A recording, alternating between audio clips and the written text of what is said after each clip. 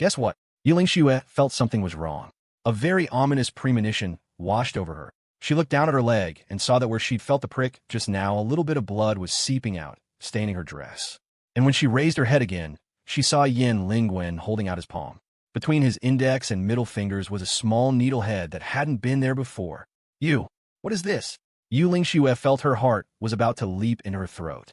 That ominous premonition grew stronger and stronger. But Yin Lingwen just watched Yiling Xue quietly, not saying a word, a strange smile on his lips that sent a chill down her spine. Smack! Yiling Xue slammed the table, stood up, and said coldly, I'm leaving.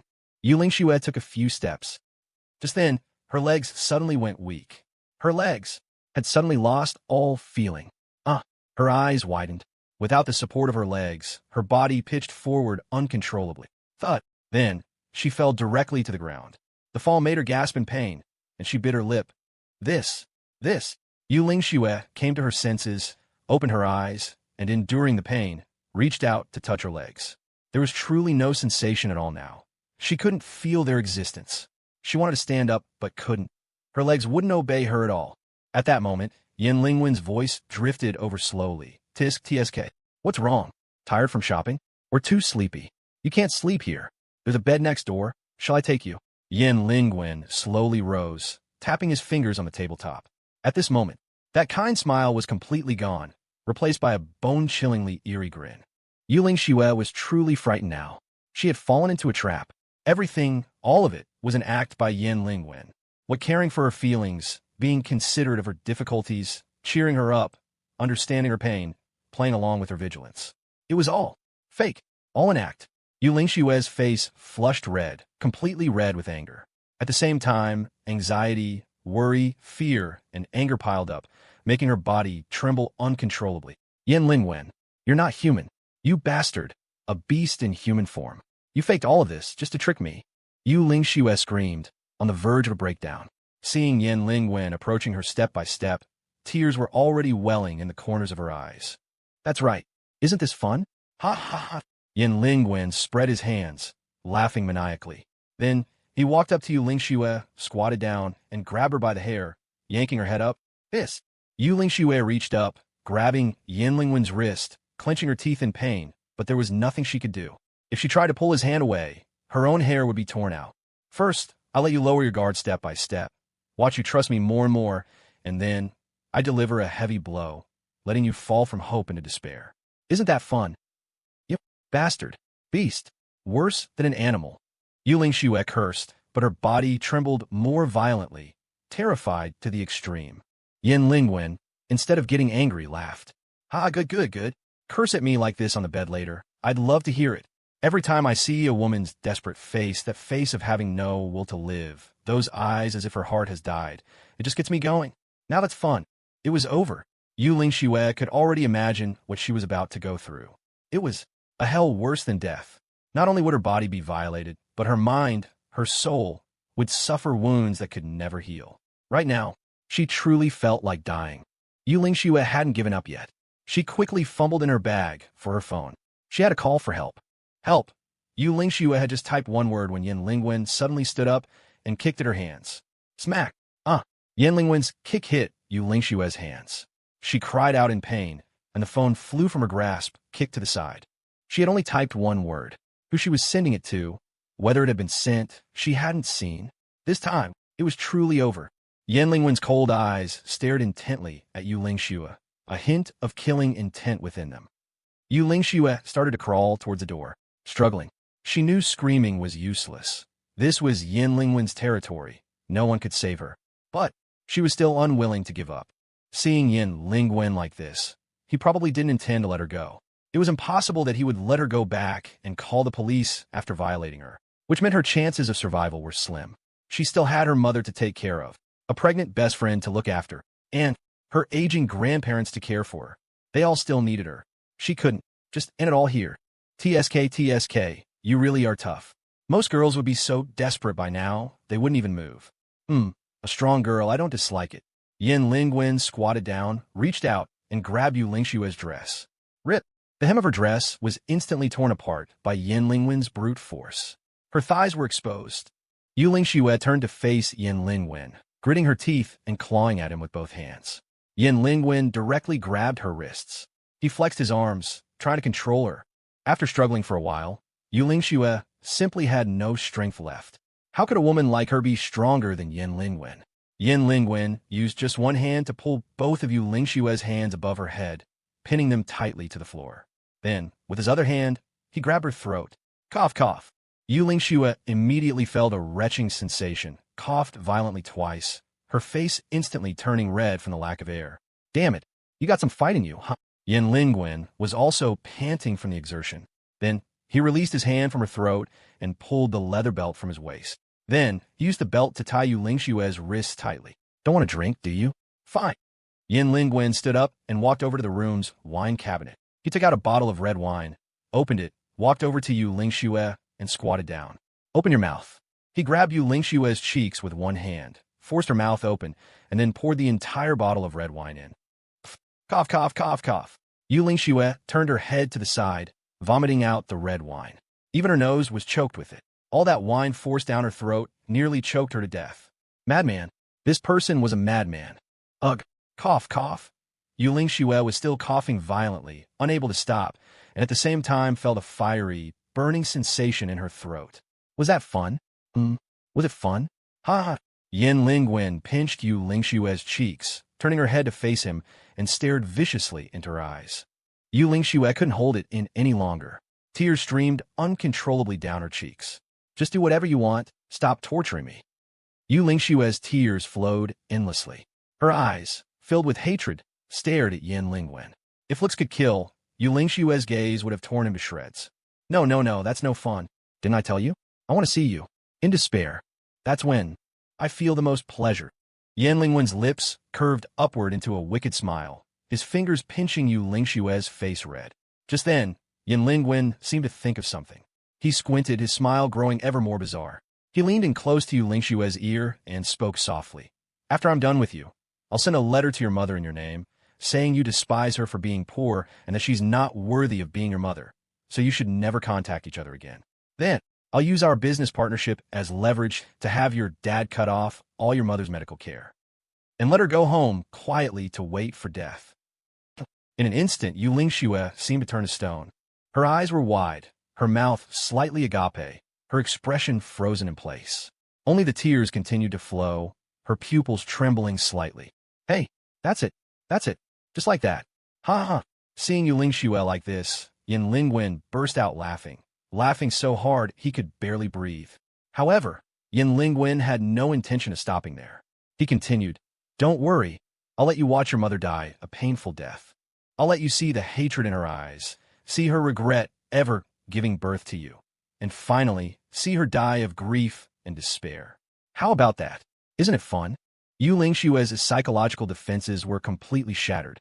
Her head slumped to the side, a little more red wine dribbling from her mouth, her tears never stopping. Her eyes were vacant, as if completely empty, her mind either a blank slate or lost in thought. That's it. This is the state I wanted. This is the best part. Finally, Yu Lingxue, you've finally fallen into my hands. If you have to blame someone, blame that freeloader father of yours. He's the one who personally delivered you to me. Yin Lingwen was almost overcome with excitement, his whole body trembling slightly. Looking at Yu Lingxue lying on the floor, her hands limp, her eyes vacant, her expression numb, as if she were already dead, he became even more excited. Come on, let me have a good taste of you. Yin Lingwen bent down, reaching out, ready to touch Yu Lingxue's body. Who's there? What are you doing? You can't go in. Get lost. Just then, he suddenly heard voices from outside, seemingly the shouts of a waiter. Yin Lingwen lifted his head, looking quizzically at the door. Then, he heard noises from outside. Bang! Crack! A few screams were followed by the sound of bodies hitting the floor. Boom! Next came a massive crash. The private room door seemed to have been hit with great force, shaking violently.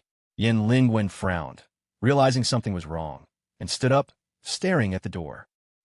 A man's furious roar came from the doorway, and the next second, bang! The private room door burst open, crashing to the ground. Standing in the doorway was a man, panting heavily. His face was as dark as storm clouds, his shoulders trembling slightly as if he was trying to control his emotions. Yet the tense muscles and throbbing veins betrayed his inner turmoil.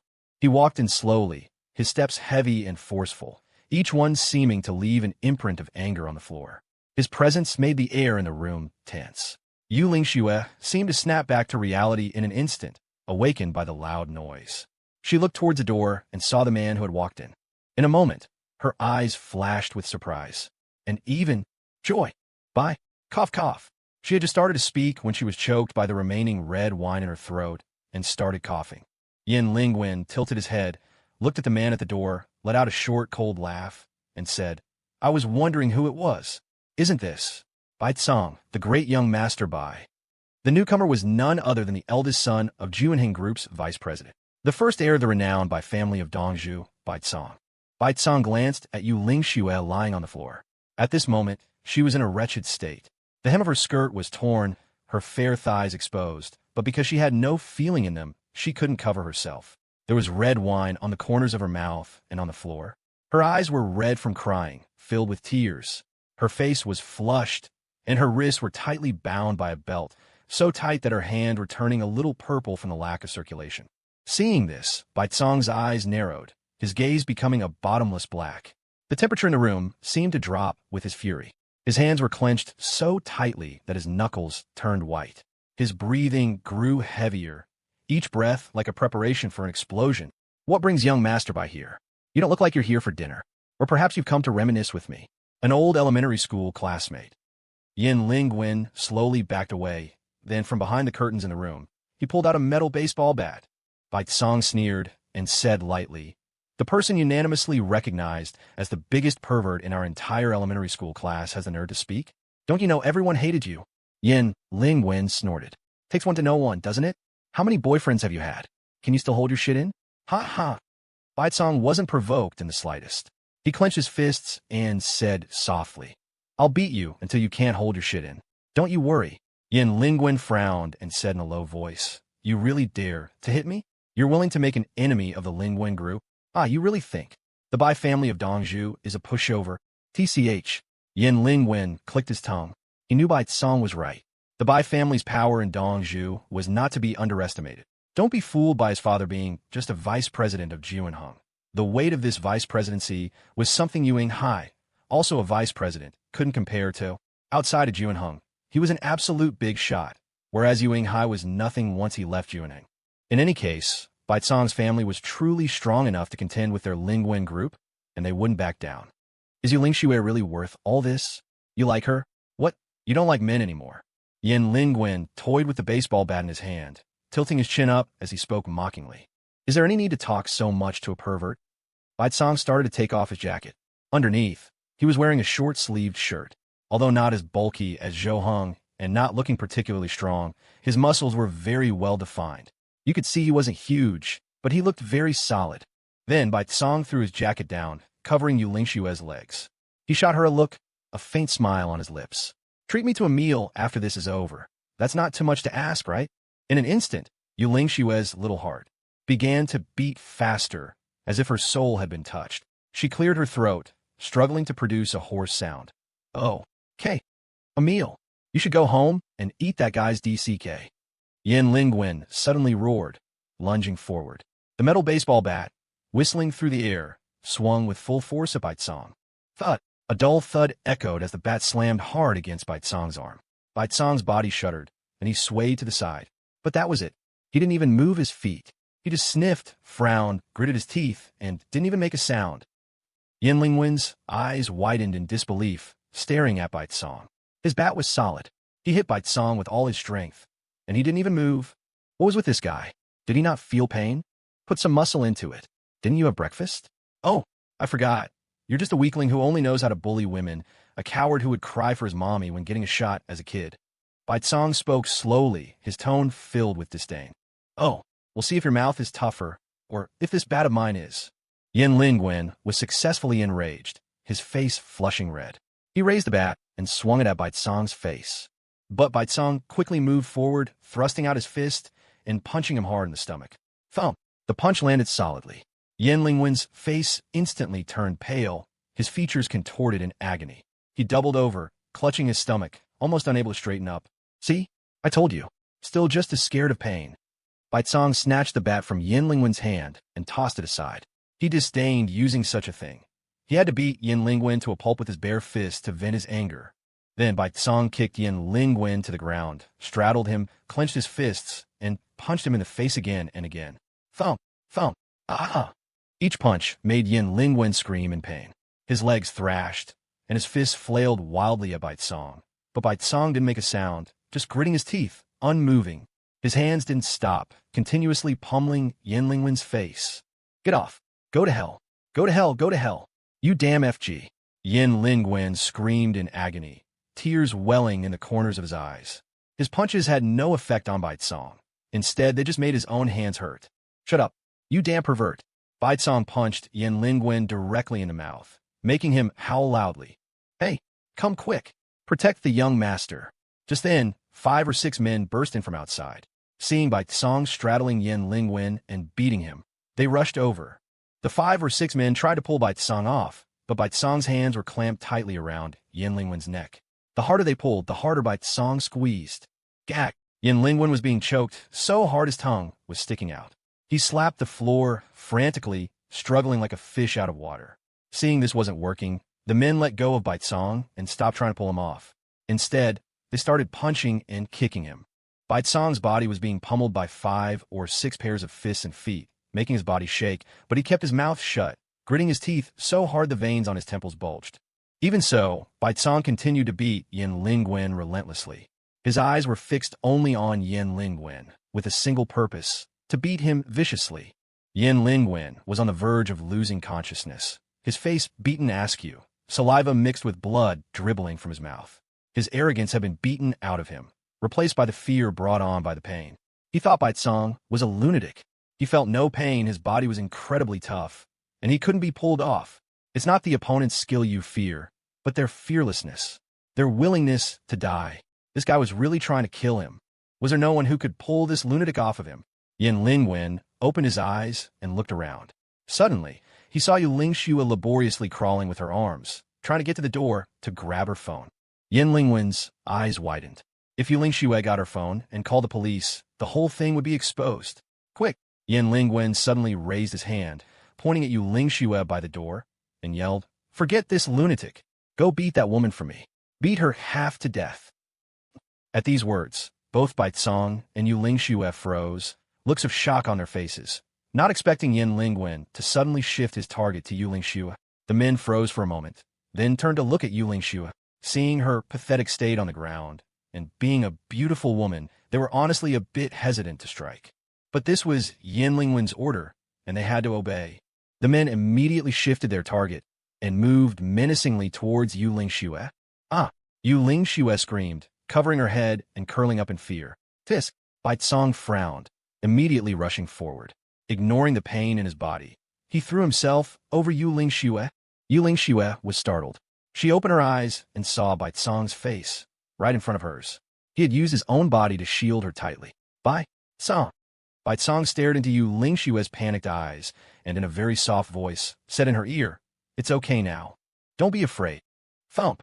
Smack! A rain of fists and feet fell on Baitsong's body, but his arms, shielding Yu Lingxue, only grew tighter. Cough!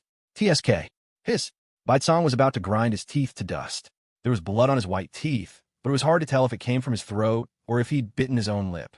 He felt his vision starting to blur, unsure if he could still see things clearly. Seeing Baitsong like this, tears streamed down Yu Lingxue's face again. In a hoarse voice, she cried out, "Get out of here! Don't mind me! Quick!" She tried to push Baitsong away with her arms, but his solid body was like it was fixed in place, not reacting at all to the blows or her pushes. Seeing Baitsong on the verge of losing consciousness, his eyes half closed and dazed. Yu Lingxue was frantic. Her legs still had no feeling, she couldn't move, and she had no strength left. But watching Baitsong suffer such pain to protect her, her heart ached so much she could barely breathe. Yu Lingxue's hands were still tied, but she wrapped her arms around Baitsong's neck, crying and screaming in a breakdown. "Stop hitting him! I'm begging you! Stop hitting him!" Yu Lingxue cried her heart out, as if those fists and feet were landing on her own body, even more painful than if they were. Stop. Stop hitting him. Please stop hitting him. Yu Lingxue pleaded pitifully. All she wanted now was for Bai Song to be okay, for them to stop hitting him. Cough, cough, damn it. That really hurt. Yin Lingwen slowly got to his feet. His face stung with a burning pain, feeling like it had swollen to twice its size. Bai Song had hit him truly hard, and his fists were like iron, hitting his face like some kind of metal. I'll show you tough. At this point, Yin Lingwen seemed to have snapped, his eyes completely bloodshot. He picked up the metal baseball bat from the floor and walked menacingly toward Bai Song. Just die already. Yin Lingwen raised the metal bat high, then swung it down hard. No! Yu Lingxue screamed, but the next second, there was a sickening crack. Crack! The bat landed squarely on Bai Song's head. In an instant, the whites of Bai Song's eyes showed, and his head slumped down, resting next to Yu Lingxue. Bai Song. Yu Lingxue's voice trembled violently, her eyes wide with disbelief, her lips quivering. A moment later, she felt something flowing onto her cheek. She turned her head. It was blood flowing from Bai Song's head. In that instant, she felt as if her heart had stopped beating. Her mind also seemed to stop thinking, a complete blank. They're here. Here. Just then, a dozen or so people suddenly burst in from outside. All of them were burly men dressed in black, and they quickly surrounded everyone in the room. Yin Lingwen was stunned. It was obvious these people weren't his cronies. He hadn't called them. The few men who had been gleefully beating Bai Song now cowered, huddling near Yin Lingwen, staying far away from the men in black. I'd like to see who dares to move. Then, from behind the men in black, Zhou Heng walked in. Following him was Tang Ji. The two of them had come together. As soon as Zhou Heng and Tang Ji walked in, they saw the tragic scene on the floor. Bai Song was lying on top of Yu Lingxue, his life uncertain, blood continuously flowing from his head, forming a small pool. Yu Lingxue was pinned underneath, her face filled with despair, softly mumbling, Bai Song, Bai Song. Seeing this, Zhou Heng and Tang Ji's faces immediately darkened, filled with rage. Zhou Heng spoke slowly. Tang Ji, call an ambulance. Tang Ji nodded. Okay, brother. Beat them to a pulp. Didn't Vice President Bai say it? Whatever happens, he'll take responsibility. If it doesn't need to, I'm doing this in my own name.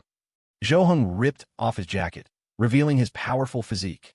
Then, with an overwhelming sense of pressure, he walked step by step towards Yin Lingwen. Yin Lingwen still didn't know who these newcomers were. He raised the metal bat, pointed it at Zhou Heng, and shouted with a hint of fear, You, who are you? Don't come any closer. Do you know who I am? AR, Zhou Heng roared, suddenly accelerating. His entire body charged towards Yin Lingwen like a war chariot. Before Yin Lingwen could react, he was sent flying by Zhou Heng's impact and then slammed against the glass window behind him. Crack! The intense impact caused the glass to instantly spiderweb with cracks. Yin Lingwen felt as if his stomach was about to be pierced. His intestines were about to burst. His eyes bulged, and his mouth opened as if he were about to vomit. Before Yin Lingwen could even fall, Zhou Heng's powerful hands clamped around his neck, lifting him up. Gag! Cough, cough, cough! Gag! I! Yin Lingwen's legs kicked and struggled, his hands clawing at Zhou Heng's. But no matter how hard he tried, he couldn't pry Zhou Heng's hands open. Those hands were like pincers, clamped tight and refusing to let go. I was wrong. Spare me. I beg you. I was wrong. Yin Lingwen felt like he was suffocating, his face beet red, on the verge of losing consciousness and unable to speak. Zhou Heng had no intention of letting him pass out so easily. He flung Yin Lingwen to the side, and the grown man was tossed like a dog 4 or 5 meters away. Cough, cough, cough. Yin Lingwen fell to the ground, rolling several times, blood spurting from his mouth. Just as Yin Lingwen thought Zhou Heng had let him go, Zhou Heng once again clenched his fists and walked toward him. This time, Yin Lingwen's eyes held nothing but terror. Tang Ji had already called for an ambulance. She knelt on the ground and untied Yu Lingxue's hands. Her hands were already purple, probably numb and without feeling. Then, she began to perform emergency first aid on Bai Song to stop the bleeding. She had to keep Bai Song alive until the ambulance arrived. Yu Lingxue came to her senses. She saw Tang Ji and in a pleading, hoarse, crying voice said, Tang Ji, save him. Save Bai Song. Nothing can happen to him. I don't want anything to happen to him. Here is... Bai Song was stunned. The scene before him was a bit strange. Why did it look like a classroom? Wasn't he just protecting Yu Lingxue? Did he die? Is this heaven? No way. Do you still have to go to school after you die? Bai Tsong couldn't help but complain, but when he looked down and saw the boy sitting at the desk in front of him, he was taken aback. This seems to be me? Is this me from when I just started high school? Why can I see my past self? Bai Tsong looked around and saw the classroom was full of students, almost all of whom were familiar faces. This seemed to be his classroom from when he just started high school. Can't they see me? Am I dreaming? As Bai Tsong was wondering, he suddenly caught sight of the desk in front of his. A girl was sitting there, writing something seriously. This girl, he was all too familiar with. Wasn't it Yu Lingxue? They were deskmates back then, one behind the other. All right, students, now write on a piece of paper the name of the person you like the most and the person you hate the most. Don't let others see, the teacher said from the front of the class. Then, everyone lowered their heads and began to write. Bai Tsong stood right next to his high school self and Yu Lingxue, watching them write on their papers. Bai Tsong looked at Yu Lingxue's paper. In the space for the person she liked most, she wrote Mom. Then, in the space for the person she hated most, she wrote Bai Tsong. Ugh! Bai Tsong stood there, a corner of his mouth twitching, thinking this result was not surprising at all. Then he looked at his own paper. For the person he hated most, he had written the name of someone he used to despise. In the space for the person he liked most, he had written, a boy's name. Hey, look, the person Bai Tsong likes most is the class president. Ha ha! Just then, the boy at the desk behind him suddenly pointed at Bai Tsong's paper and shouted loud enough for the whole class to hear. Because their class president was a boy. Instantly, the whole class burst into laughter. The class president's face turned green, looking particularly awful. Yu Lingxue also turned around to look at him, her face showing disgust and contempt. But his past self seemed unfazed because something was also written on the back of the paper. Bai Tsong turned the paper over. On the back, it was written, the person I like most, the ordinary Yu Lingxue. Huh, did I write something like that? Bai Tsong stood there, stunned to see what was written on his paper. He didn't remember this at all. What did the ordinary Yu Lingxue mean? Her, just as a normal person? Her, completely unrelated to Juanheng? That must be it. Okay, next, write down your wish. Bai Tsong was very interested in this, because back then, he remembered writing something about becoming a vice president of Juanheng. He still didn't know what Yu Lingxue had written. Bai Tsong moved next to Yu Lingxue, lowered his head to look at her paper, very curious about what wish she would write. It was probably also to become a vice president of Juanheng, right? But when Bai Tsong saw what Yu Lingxue had written on her paper, he was suddenly stunned, a look of surprise on his face. If I could, I wish Bai Tsong and I weren't rivals, that we could be good friends. Bai Tsong's consciousness suddenly shifted. The world before him instantly blurred and then sharpened. When his mind cleared and he could see his surroundings, it seemed to have changed. He was in a hospital. He saw a white ceiling, and memories gradually returned. He seemed to have been knocked out by Yin Lingwen while protecting Yu Lingxue. What happened after that? Did Zhou Heng and the others arrive in time? Because he knew he couldn't have gotten Yu Lingxue out of there by himself. There was no way to escape from their territory. He had just gone ahead first, sending a message to Zhou Heng and the others beforehand, while also calling for his own family's enforcers. He protected Yu Lingxue to buy time, and he must have stalled long enough for Zhou Heng and the others to arrive. Right now, he just felt a terrible headache, and there wasn't a single part of his body that didn't hurt. He couldn't even move. Any movement caused pain. Just then, Bai Tsong felt something heavy on his body. He laboriously shifted his gaze downwards, and when he saw what it was, his eyes widened. He saw Yu Lingxue lying on top of him, seemingly asleep. Bai Tsong gave a helpless tug at the corner of his mouth and mumbled softly, "To think you'd sleep on an injured person, really, but I'm glad you're okay." Bai Tsong looked as if a weight had been lifted from him. Then he also closed his eyes, ready to rest peacefully. Click! Just then, Bai Tsong heard the hospital room door open. He didn't open his eyes completely, but peeked through a tiny slit towards the door and saw Zhou Heng and Tang Ji walking in. Hearing the door open, Yu Lingxue also woke up immediately, sat up, and looked towards the door. It was only then that Bai Tsong noticed Yu Lingxue seemed to have dark circles under her eyes, not looking well, as if she hadn't rested properly. "You're here." Yu Lingxue lowered her voice, speaking very softly, and carefully glanced at Bai Tsong, seeing that his eyes were still closed, and sighed helplessly. "Not awake yet? It's been 2 days. Didn't the doctor say he's fine? He should be waking up by now, right?" The two walked to the bedside. Looking at Bai Tsong on the bed, Zhou Heng mumbled in confusion. At this point, Bai Tsong didn't know if he should open his eyes or not. He had indeed just woken up, but he hadn't expected to have been unconscious for 2 days. Tang Ji crossed her arms, shook her head, and sighed. "This guy is really something. His skull is even harder than a normal person's." A normal person would probably be in a vegetative state after a hit like that, but he just has a slight concussion. Baitsong was shocked. So he had been concussed. No wonder the dream, he just had felt so real, as if he had been reborn. It must have been from the blow. Tang Ji gently patted Yu Lingshua's shoulder and said, "We'll watch him for a bit. You should go get some rest.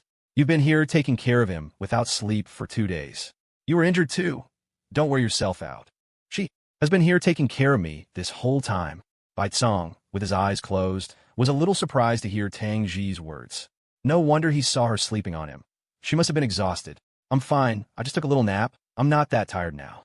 Yu Lingxue shook her head, then turned to look at Baitsong lying on the bed, her eyes full of worry. She had been here every day, taking care of him without sleep, just hoping he would get well soon. If something serious really happened to him, she would feel guilty for the rest of her life. During this time, Baitsong's father had also visited. When he learned that Yu Lingxue was here taking care of Baitsong, he had no more worries. Yu Lingxue was very apologetic, blaming herself for Baitsong being unconscious because he had come to save her. She kept apologizing to Baitsong's father, taking all the responsibility on herself. Baitsong's father didn't blame Yu Lingxue, just told her to take good care of Baitsong. Zhou Heng and Tang Ji also found a place to sit down, planning to stay with Yu Lingxue for a while, so she wouldn't be so lonely.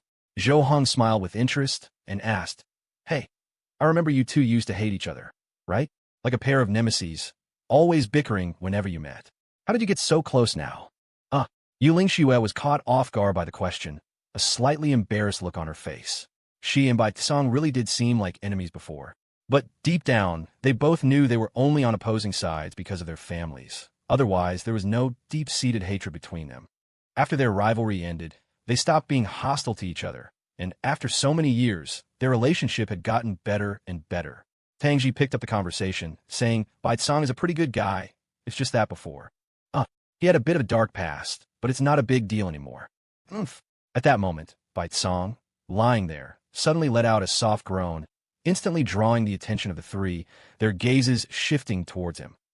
Zhou Heng and Tang Ji paused, then exchanged a knowing smile. "All right, we'll be going now. We feel at ease with you here. Don't worry about your mother. We'll look after her." Zhou Heng and Tang Ji stood up, said a few simple words, and prepared to leave. Yu Lingxue quickly got up to see them off. After chatting at the door for a bit, Zhou Heng and Tang Ji left. Yu Lingxue returned to the room, stood at the door, and stared at Baitsong for a moment before whispering, "All right, stop pretending. They're gone." Hearing this, Baitsong silently opened his eyes, a sheepish grin on his face. I wasn't pretending. I really just woke up." Yu Lingxue didn't care when Baitsong had woken up. She went straight to the bedside, sat down, and asked softly, "How are you feeling? Does it still hurt?" Feeling such a gentle attitude from Yu Lingxue, Baitsong was a bit overwhelmed. He quickly nodded and replied, "Not really. It doesn't hurt much anymore. I'm fine, thank you for your hard work.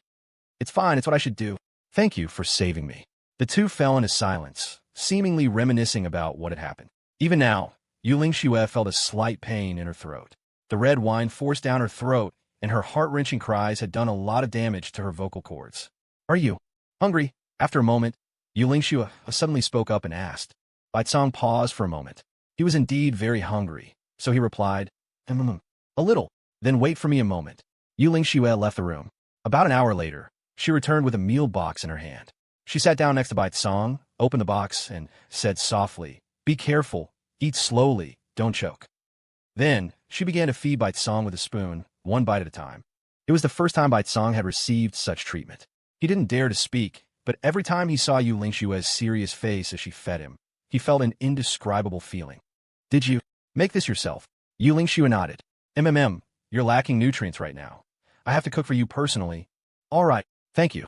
I told you it's what I should do." Just then, the room door opened again, and a voice came from outside. "Xiaoxue, are you in here?" Hearing the voice, Yu Lingxue recognized it as her mother's. She was a little surprised, stood up, and looked at the door to see her mother, in a wheelchair, being pushed in by Old Li. Mom, why are you here?" They were in the same hospital. For the past few days, Yu Lingxue hadn't been to her mother's room, instead focusing on taking care of Baitsong. Her mother was recovering well and had Old Li to look after her, so she didn't need so many people. But she never expected her mother to find her here. "Zhou Heng and Tang Ji came to see me and told me you were here. Yu Lingshue's mother turned her head to look at Bai Song on the bed and explained. Oh, Annie. Bai Song, seeing Yu Lingshue's mother, tried to speak and sit up. But Yu Lingxue stopped him, frowning slightly and whispering, Behave yourself. Don't move. Oh, okay. Bai Song didn't dare to disobey Yu Lingshue's words and lay there obediently. Even though he really wanted to get up and greet her, his current physical condition didn't quite allow for it. Xiaoxue, this. Yu Lingshue's mother didn't understand what was going on. She pointed at Bai Song and looked at Yu Lingxue with a bewildered expression. Yu Lingxue pursed her lips, looked at her mother, then at Bai Song, as if contemplating something. After a long silence, she finally spoke slowly. Mom, do you remember the good news I told you about before? Ah, good news. Yu Lingshue's mother was taken aback, her mind recalling what Yu Lingxue had once told her. Yu Lingxue reached out her hand, pointed at Bai Song, and said with a straight face, Let me formally introduce him. His name is Bai Song. He is the man I like. Huh. For a moment, the other three people in the room were stunned, staring at Yu Lingxue with incredulous eyes. Especially Bai Song, who lay there with his mouth agape, as if he could fit a fist inside. What did this mean? Why did Yu Lingxue suddenly say such a thing in front of her mother? Good news? She had just called this good news? I've met this child before. Yu Lingshue's mother finally nodded after a long pause, looking at Bai Song and speaking softly. She had an impression of Bai Song. He had visited her home before, but she never expected that Yu Lingxue actually liked him. When she first heard Yu Lingxue say she had someone she liked, she thought she was just trying to comfort her. Was it actually true? Yu Lingxue turned her head to look at Bai Song lying there. Their eyes met. Bai Song still wore a look of bewilderment and shock. But Yu Lingxue flashed a playful smile, sticking out the tip of her tongue, looking very mischievous. In that instant, Bai Song felt a bit dazed. In his mind, he thought of the sentence he had written down. The ordinary Yu Lingxue. Wasn't the current Yu Lingxue just like that? She had little to do with Juanheng anymore, had probably completely broken ties with her father, no longer had to participate in those competitions, now had a good job, so many good friends, goals, and dreams. This was an ordinary girl, and also the one he liked the most. What happened to him? Why is he so badly injured? Oldie was a bit puzzled. The extent of the injuries looked like he had been in a car accident. Bai Song didn't know what to say for a moment. He looked at Yu Lingxue, thinking it was better for her to explain. Anything she said would be fine. Yu Lingxue pursed her lips and said softly, To protect me. As soon as she said this, Bai Song's heart couldn't help but feel a sense of relief, though he didn't really know what he was worried about. But there was always a thought in his mind. He wanted Yu Lingxue to admit this, as if her admission would make him very happy. I see. Yu Lingshue's mother and Oldly exchanged a glance, seemingly understanding something. When her mother looked at Bai Song again, there was a hint of gratitude in her eyes. Thank you, child. Thank you for protecting Xiaoxue. Annie, it was what I should do. I also. Bai Song suddenly became a little flustered, his thoughts jumbled. He paused mid-sentence. Yu Lingxue looked at him strangely, wondering what on earth he was trying to say. After a few seconds, Bai Song continued in a very serious and earnest tone. I like Yu Lingxue too. She's the person I like the most. In an instant, Yu Lingshue's face flushed a deep red. A flicker of panic shot through her dark eyes, and her heart suddenly started to race. She took half a step back, staring at Bai Song and muttering, What are you talking about? Yu Lingshue's mother and Oldly looked at each other and couldn't help but let out a soft laugh. Then they both understood. They had just been worried about Yu Lingxue, but now it seemed there was nothing to worry about. All right, Xiaoxue, you take good care of Xiaocong here. Don't worry about me. Uncle Li can take care of me, and I'm getting better and better. Just make sure you take good care of him, you hear? Yu Lingxue raised her hand, wanting to say something, but the words died on her lips. Instead, she just nodded and replied, I know, Mom. Good, then we'll head back. You need to get some rest too. After a few more words, Oldly pushed Yu Lingshue's mother out of the room. They didn't want to disturb the two of them any longer. After they left, Yu Lingxue sat down and looked at Bai Song on the hospital bed. They stared at each other for a long time. Puffed. The next moment, they both burst out laughing simultaneously. Yu Lingxue covered her mouth as she laughed, while Bai Song felt a pang in his head with every laugh. But he couldn't help but laugh anyway. What are you doing? What are you laughing at? Yu Lingxue asked, pointing at Bai Song while laughing. Can't I laugh? Then what are you laughing at? None of your business. Smiles they couldn't hide hung on their faces. In reality, they didn't know exactly what they were laughing about, but just looking at each other made them unable to stop laughing. After a while, Bai Song asked softly, I want to ask you something. What? It's just. Back when we just started high school, do you remember that time we had to write down the person we liked the most, and the person we hated the most, and also our dream? I think. There was something like that. What about it? Yuling Xue was slightly taken aback. Hearing Bai Song's words seemed to trigger a memory. Bai Song spoke slowly. The person you hated the most, you probably wrote me, right? Yuling Xue paused, blinked, then turned to look elsewhere and said softly, good that you know your place. What's wrong? Can't I? And the person you liked the most, you wrote your mom. Whoa, you even know that? Did you peek back then? Yuling Xue raised an eyebrow, asking suspiciously. I did not peek. I know you that well, don't I? That's not important. What I want to ask is, back then, your wish. What did you write? Bai Song clutched the blanket, looking expectantly at Yuling Xue, trying to get a clear answer from her. He felt that it wasn't just a simple dream. Maybe what he saw was real. Yuling Xue was stunned for a few seconds before she reacted, frowning and pointing at Bai Song as she questioned, Did you really peek? No, I didn't. I just remembered and was simply curious. Really? Really? So what did you write? You really want to know? I do. Tell me. Well, Yuling Xue hesitated for a moment, then looked left and right, as if checking if anyone was eavesdropping. Then she lowered her head, leaned close to Bai Song's ear, and whispered, I'm not telling you, dream on.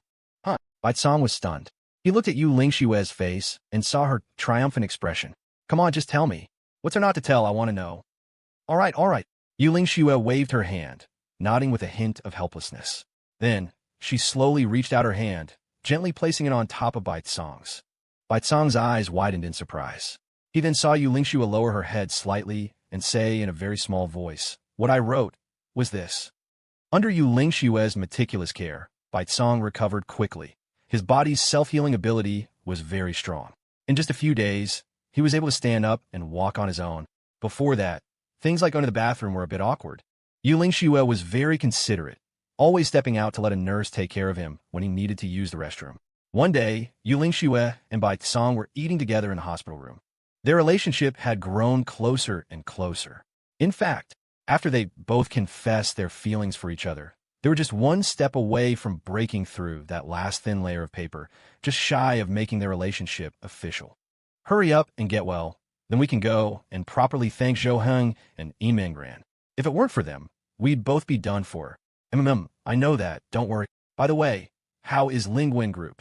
Now, Bai Song only knew that his father had said he would make Yin Lingwen pay the price, but he wasn't exactly sure what he would do.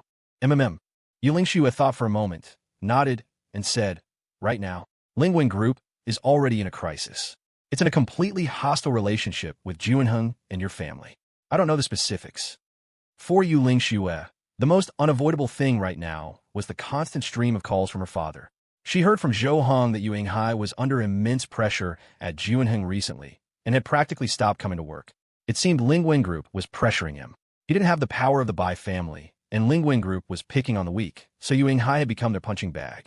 All the frustration Lingwen Group suffered at the hands of the Bai family was being vented on Yu Yinghai. Inside Juanheng, he wasn't having an easy time either. The people who used to follow him immediately distanced themselves after hearing about his current predicament. So now he was blaming everything on Yuling Xue, thinking she was intentionally trying to ruin him. He had wanted to retaliate against Yuling Xue through the hospital, since this was his territory, but now he couldn't. Because the hospital was now under the protection of Bai Song's father, Bai Jing, he didn't dare to act rashly, or he would face even harsher retaliation from the Bai family. He was now caught between a rock and a hard place, with absolutely no one on his side, completely isolated and helpless. All he could do now was constantly call Yuling Xue, but Yuling Xue hadn't answered a single call. She had already made up her mind not to do anything for Yu Yinghai anymore. Doing anything for him was just harming herself. All she had to do was protect the people important to her, and that was enough. Just then, Yuling Xue's phone rang again. She glanced at it, saw it was the same number, and directly silenced it. He had called her hundreds of times these past few days. Bai Song's room, as well as her mother's room, were both protected by people arranged by Bai Zhengji. Yu Yinghai had no chance to get close, nor to send anyone close, so she simply didn't care anymore, as long as the important people were safe. As Bai Song ate, he saw Yuling Xue silence her phone. He knew who was calling. He put down his chopsticks, looked at Yuling Xue, and hesitated for a moment, as if contemplating something. What's wrong? Yu Lingxue looked up at Bai Song and asked curiously. Bai Song suddenly reached out and took Yu Lingxue's hand, saying softly, don't be afraid. From now on, I'll protect you. You won't be threatened by your father anymore. As soon as he said this, the room fell silent. Yu Lingxue was completely stunned, staring at Bai Song, her mouth slightly agape, as if she had lost the ability to think. But Bai Song's expression remained serious, not looking like he was joking at all. After a few seconds, Yu Lingxue suddenly burst out laughing, covering her mouth and giggling nonstop. This made Bai Song blush a little, not knowing what had suddenly come over her. Haha, what are you doing? Why are you suddenly playing the hero? You're acting like a man now. Hearing that last sentence, Bai Song lowered his head in embarrassment. He felt that his relationship with Yu Lingxue these days had reached a point where he had long wanted to break through that last barrier and make their relationship official. But he knew he was always looked down upon by Yu Lingxue. Because he used to like men, he would surely be disdained and disgusted. He didn't dare to bring it up, thinking he would most likely be met with resistance. I used to. Indeed. He wanted to say that he indeed didn't act like a man before, but before he could finish, Yu Lingxue reached out and pressed her finger to his lips, stopping him from continuing. All right, why bring up the past now? I know what you want to say. Really? Then, you still say you like me, don't you find it disgusting? Bai Song's voice grew smaller and smaller, eventually becoming as quiet as a mosquito's buzz. He was really afraid that Yu Lingxue would find him disgusting, or that she was just joking when she said she liked him that day, or that she regretted it. He was genuinely worried and scared right now. Who doesn't have a dark past? Haven't you been normal for many years now? Yu Lingxue shrugged, seeming completely unconcerned about it. While it was a sticking point for Bai Song, it didn't seem to matter much to Yu Lingxue. In her most helpless moment, the moment Bai Song appeared, in her most critical moment, the moment Bai Song protected her. To protect her, he completely disregarded his own safety, not giving up even when he was beaten to the point of losing consciousness. At that moment, she felt Bai Song was the manliest man, a man among men. So, she didn't care what Bai Song was like before. All she knew was that now, he was the man who had completely captivated her. Really, a glint of surprise shone in Bai Song's eyes. His heart was now filled with hope. He felt he could launch his charge. Yu Lingxue had already made things so clear. If he didn't take the hint, he would be a fool. Then, can you be my girl? But, suddenly, Yu Lingxue's tone shifted. She pointed at Bai Song's forehead, staring at him seriously, cutting off what he was about to say. But what? Bai Song's heart suddenly started to race, an anxious expression reappearing on his face. A blush appeared on Yu Lingxue's cheeks, and she said in a low voice, but you have to go for a checkup. I'm afraid that from before, you might have caught some disease. If there's nothing wrong with you, I'll date you. Bai Song was stunned for a moment, then a smile appeared on his face. He said, ha, so that's what it is. Don't worry, I get a checkup every year, that's not a problem.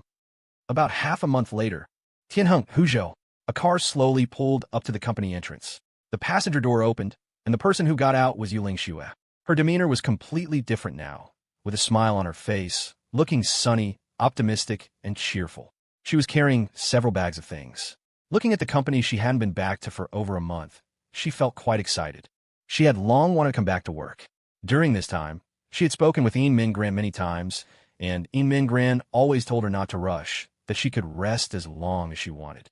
But Yu Lingxue still wanted to come back sooner. She felt that working with Yin Mingran was very enjoyable. Besides, after taking care of her mother and Bai Song, she still had to go back and take care of Yin Mingran, who was still pregnant. Just as Yu Lingxue got out of the car, the driver's side door opened, and a man got out. It was Bai Song. He had driven Yu Lingxue back. Bai Song had recovered quickly. In half a month, he was basically fine, just needing to be careful not to get injured again. Moreover, during this time, Bai Song had been very happy, because he and Yu Lingxue had officially become a couple. Hey, let me help you carry those. Bai Song quickly ran over, wanting to help Yu Lingxue with her things, but Yu Lingxue moved her hand away, not letting him succeed. Oh, it's fine. The stuff isn't heavy. You don't need to help me. You should get going. You remember what you promised me, right? Yu Lingxue looked at Bai Song and asked with a small laugh. Bai Song nodded and said, Of course. I will definitely protect Mom. You can rest assured about that. Bai Song would not forget the task Yu Lingxue had given him, which was to protect her mother. Her mother had also been discharged from the hospital and had gone home. Oldie had also quit his job to take care of Yu Lingxue's mother full-time. They didn't need to worry about daily expenses anymore. After Bai Song and Yu Lingxue got together, he took on the responsibility, giving them money and supporting them. Even if Yu Lingxue refused, Baicang always insisted. After all, to him, this amount of money was nothing. That's good. Then I'm going to work. Drive back carefully. Yu Lingxue smiled and nodded, then prepared to walk into the company. Just as she took a step, Baicang suddenly grabbed her wrist. Yu Lingxue looked back and saw Baicang's reluctant gaze. For the past half-month, the two of them had spent every moment together. Now that they were about to part, Baicang's heart was truly a bit reluctant. If Yu Lingxue worked in Dongzhou, at any company other than Juanheng, he could have used his connections to get into that company and be with her. No company would dare to refuse him this favor. But Yu Lingxue was at Tianheng in Huzhou. There was really nothing he could do about this. This wasn't a place he could just waltz into whenever he wanted. Yu Lingxue paused for a moment, then put the bags on the ground, a faint smile on her face, and took a step forward. Mwah! The next moment, Yu Lingxue's thin, rosy lips gently planted a kiss on Baicang's cheek. Baicang's eyes immediately widened, and his ears turned red in an instant. Be good, okay? Wait for my day off, and we'll go out and have fun, okay? Yu Lingxue showed a doting look, reached out, and patted Baicang's head, her tone also very gentle, like a mother speaking to her child. Okay, with Yu Lingxue speaking like this, how could Baicang possibly refuse? He obediently nodded and agreed. Okay, then I'm off. Yu Lingxue picked up her bags again and walked into Tianheng. Baicang watched her back, sighed helplessly, and muttered, It's not just that I can't bear to leave you. I also feel for you. You had to take care of your mother, then me for so long, and now you have to go back and take care of Yimengran. You should take a break and let me take care of you for a change. Baicang greatly admired Yu Lingxue's mentality and her abilities, but also made him feel for her. Perhaps this was exactly what he liked about her. Only after watching Yu Lingxue enter Tianheng did Baicang prepare to leave. At least here he was at ease. With Yimengran around, Yu Lingxue wouldn't be bullied. He now had more important things to do, which was to share Yu Lingxue's burden. Her most important person, her mother, he must protect well. Ran, I'm back. Yu Lingxue pushed open the office door and called out happily. Inside the office, Yimengran was still sitting and working. Hearing the voice, she looked up, and upon seeing Yu Lingxue, her face immediately lit up with a look of pleasant surprise. Xiao Xue, you're back. Why didn't you tell me beforehand? I would have picked you up. Yimengran quickly stood up and went to the door to greet Yu Lingxue. Seeing her again after more than a month, she felt she had missed her a lot. No need to pick me up. I'm not a child. How are you? Are you okay? Yu Lingxue smiled slightly, then reached out and touched Yimengran's belly. Couldn't be better. Staying here is like being fattened up. I feel like I've gained weight recently. Yimengran pinched her own cheek. She really felt like she had gotten fatter. Just a moment ago, she was thinking she must try to control her diet a bit. Nonsense. You're not fat at all. Here, I brought you some goodies. Yu Lingxue said as she rummaged through the bag she brought, which were filled with treats for Yimengran. Yimengran had just said she wanted to control her diet, but when she saw that Yu Lingxue had brought all her favorite foods. Xiao Xue is the best. Yimengran opened her arms and hugged Yu Lingxue, giggling happily. All right. How can I compare to your Zhou? He must be very busy recently, right? Handling a lot of things at Juanan. Yes. He hasn't been here for a week. Yimengran shrugged and said, looking a bit down. She always said that Zhou didn't need to come see her so often, that he must be very busy over there, with many things to do, and that traveling back and forth was also tiring. But when Zhou really didn't come, she still felt a little disappointed. Even though she knew he was busy, she still missed seeing him. Yu Lingxue walked over, sat down next to Yimengran, and put her arm around her shoulder, saying, It's okay. When we have time in a few days, let's go to Juanheng and visit them. After all, we can't always have them come to us. A few days later, Yu Lingxue and Yimengran prepared to go to Juanheng in Dongzhou to visit Zhou and the others. Yimengran hadn't had a proper vacation for about 2 months, so Lu Wei gave them both a week off to go and have fun. Yu Lingxue felt quite embarrassed. After all, she had been on leave for so long, had only been back at work for a few days, and now she was taking a break again. It was a bit awkward. But Lu Wei's purpose in having Yu Lingxue go along was to accompany and take care of Yimengran. If he said that this was her main job, that would also be correct. Baicang is willing to come pick us up? That's so nice of him. Yimengran and Yu Lingxue were waiting in the office. Yimengran was still wondering how to get back to Dongzhou when Yu Lingxue said that Baicang could come and pick them up. At this point, Yimengran still didn't know about the change in Yu Lingxue and Baicang's relationship. She only knew that Baicang had protected Yu Lingxue, And then Yuling Shue had taken care of Bai Song in the hospital for a long time. She thought that good friends would do that for each other, so she didn't think too much about it. She was very happy that Bai Song could come and pick them up and didn't suspect anything more. Ah, he's free anyway, so it's perfect for him to pick us up, huh? Yuling Shue answered casually. In reality, Bai Song wasn't very free. She had specifically called and asked him to come, although they hadn't been apart for long. Yuling Shue did miss him a little, so she just called him directly to pick them up. And when Bai Song got the message, he didn't hesitate for a second, immediately dropping all his work and rushing over. He had been missing Yuling Shue for a long time too, and had been wanting to come and see her, but never had the chance. Now, he finally had an opportunity. You took care of him in the hospital for so long this time. Your relationship must be even better now, right? I heard from Tang Ji that you two don't bicker like you used to at all. Yin Mingran looked very interested and asked Yuling Shue. Yuling Shue, however, looked a little nervous, thinking to herself that not only did they not bicker anymore, they were kissing now. Well, he saved me, so I have to repay him. So how did you repay him? Did you get him a gift? Treating him to a meal sounds more like your style. How did I repay him? Yuling Shue showed an awkward smile. She gave herself to him. That should be repayment enough. At this moment, Yuling Shue received a call from Bai Song, saying he had arrived at the company entrance and they could come out. Then, the two of them walked out of the company and saw a car parked at the entrance. It was Bai Song's car. Bai Song had gotten out of the driver's seat and was waving at the two of them. Yin Mingran also waved back, greeting him. Hello, long time no see, young Master Bai. Are your injuries healed? Hello, CEO Yin. I'm fine now, see? Alive and kicking. Bai Song laughed and replied. Then, he looked over at Yuling Shue and opened his arms. Yuling Shue didn't hesitate either, immediately throwing herself into Bai Song's arms and hugging him. This scene left Yin Mingran completely dumbfounded. She had guessed that Yuling Shue and Bai Song's relationship was very good now, but she hadn't guessed it would be this good. Would good friends greet each other like this?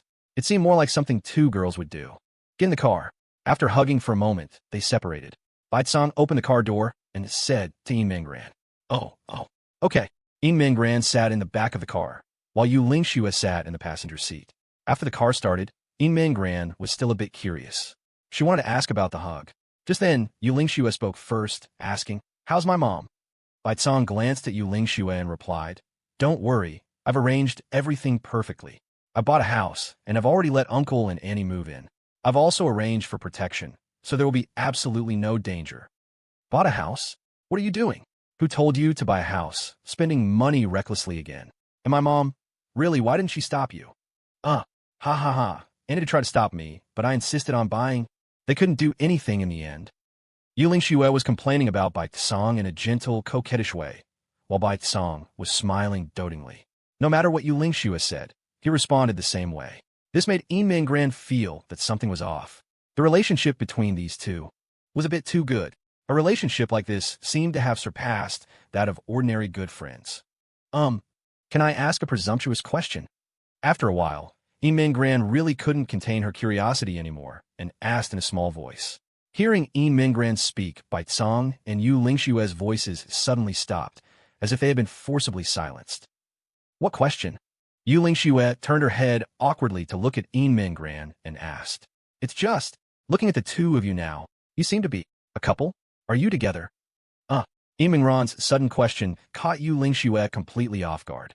She was stunned for a moment. Bai Song, on the other hand, didn't hesitate at all and replied without a second thought. Yes, we are together. Today is the 24th day. Bai Song's answer made Yin Mingran's mouth fall slightly open in surprise.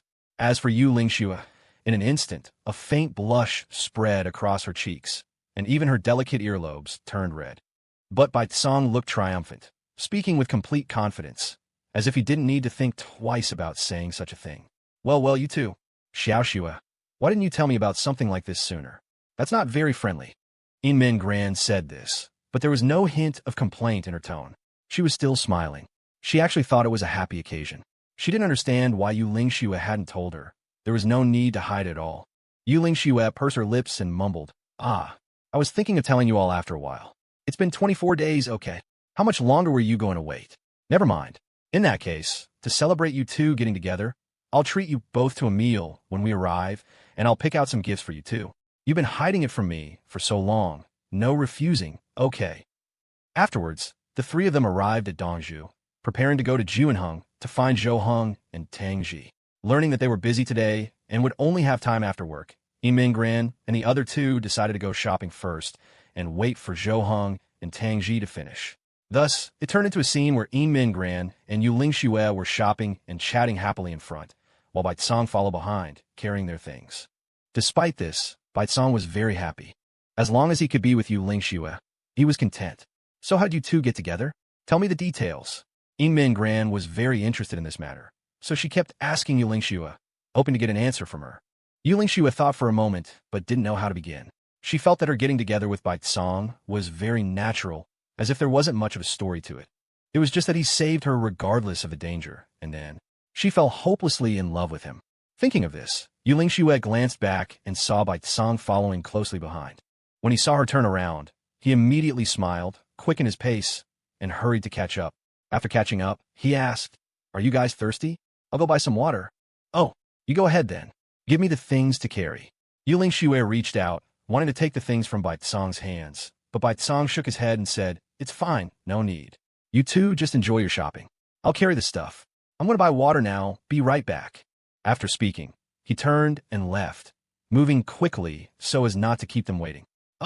Yuling Xue didn't even have time to say more before she saw Baicong walking away. Yiming Gran chuckled softly and said, "He's a good man. You two must be happy together."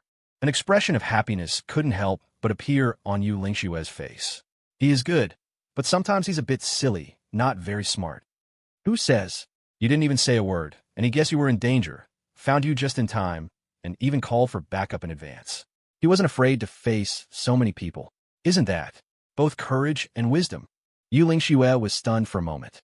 Thinking about it carefully, she nodded and said in a low voice, "You're right. He only acts silly when he's with you. My husband is like that sometimes too. Men are just like that in front of the person they love." "All right, subtly showing off your husband again, are we?" Yuling Xue laughed as she linked arms with Yiming Gran, who also laughed heartily, not denying it. Just as the two were walking slowly forward, a man appeared in front of them, looking down at his phone.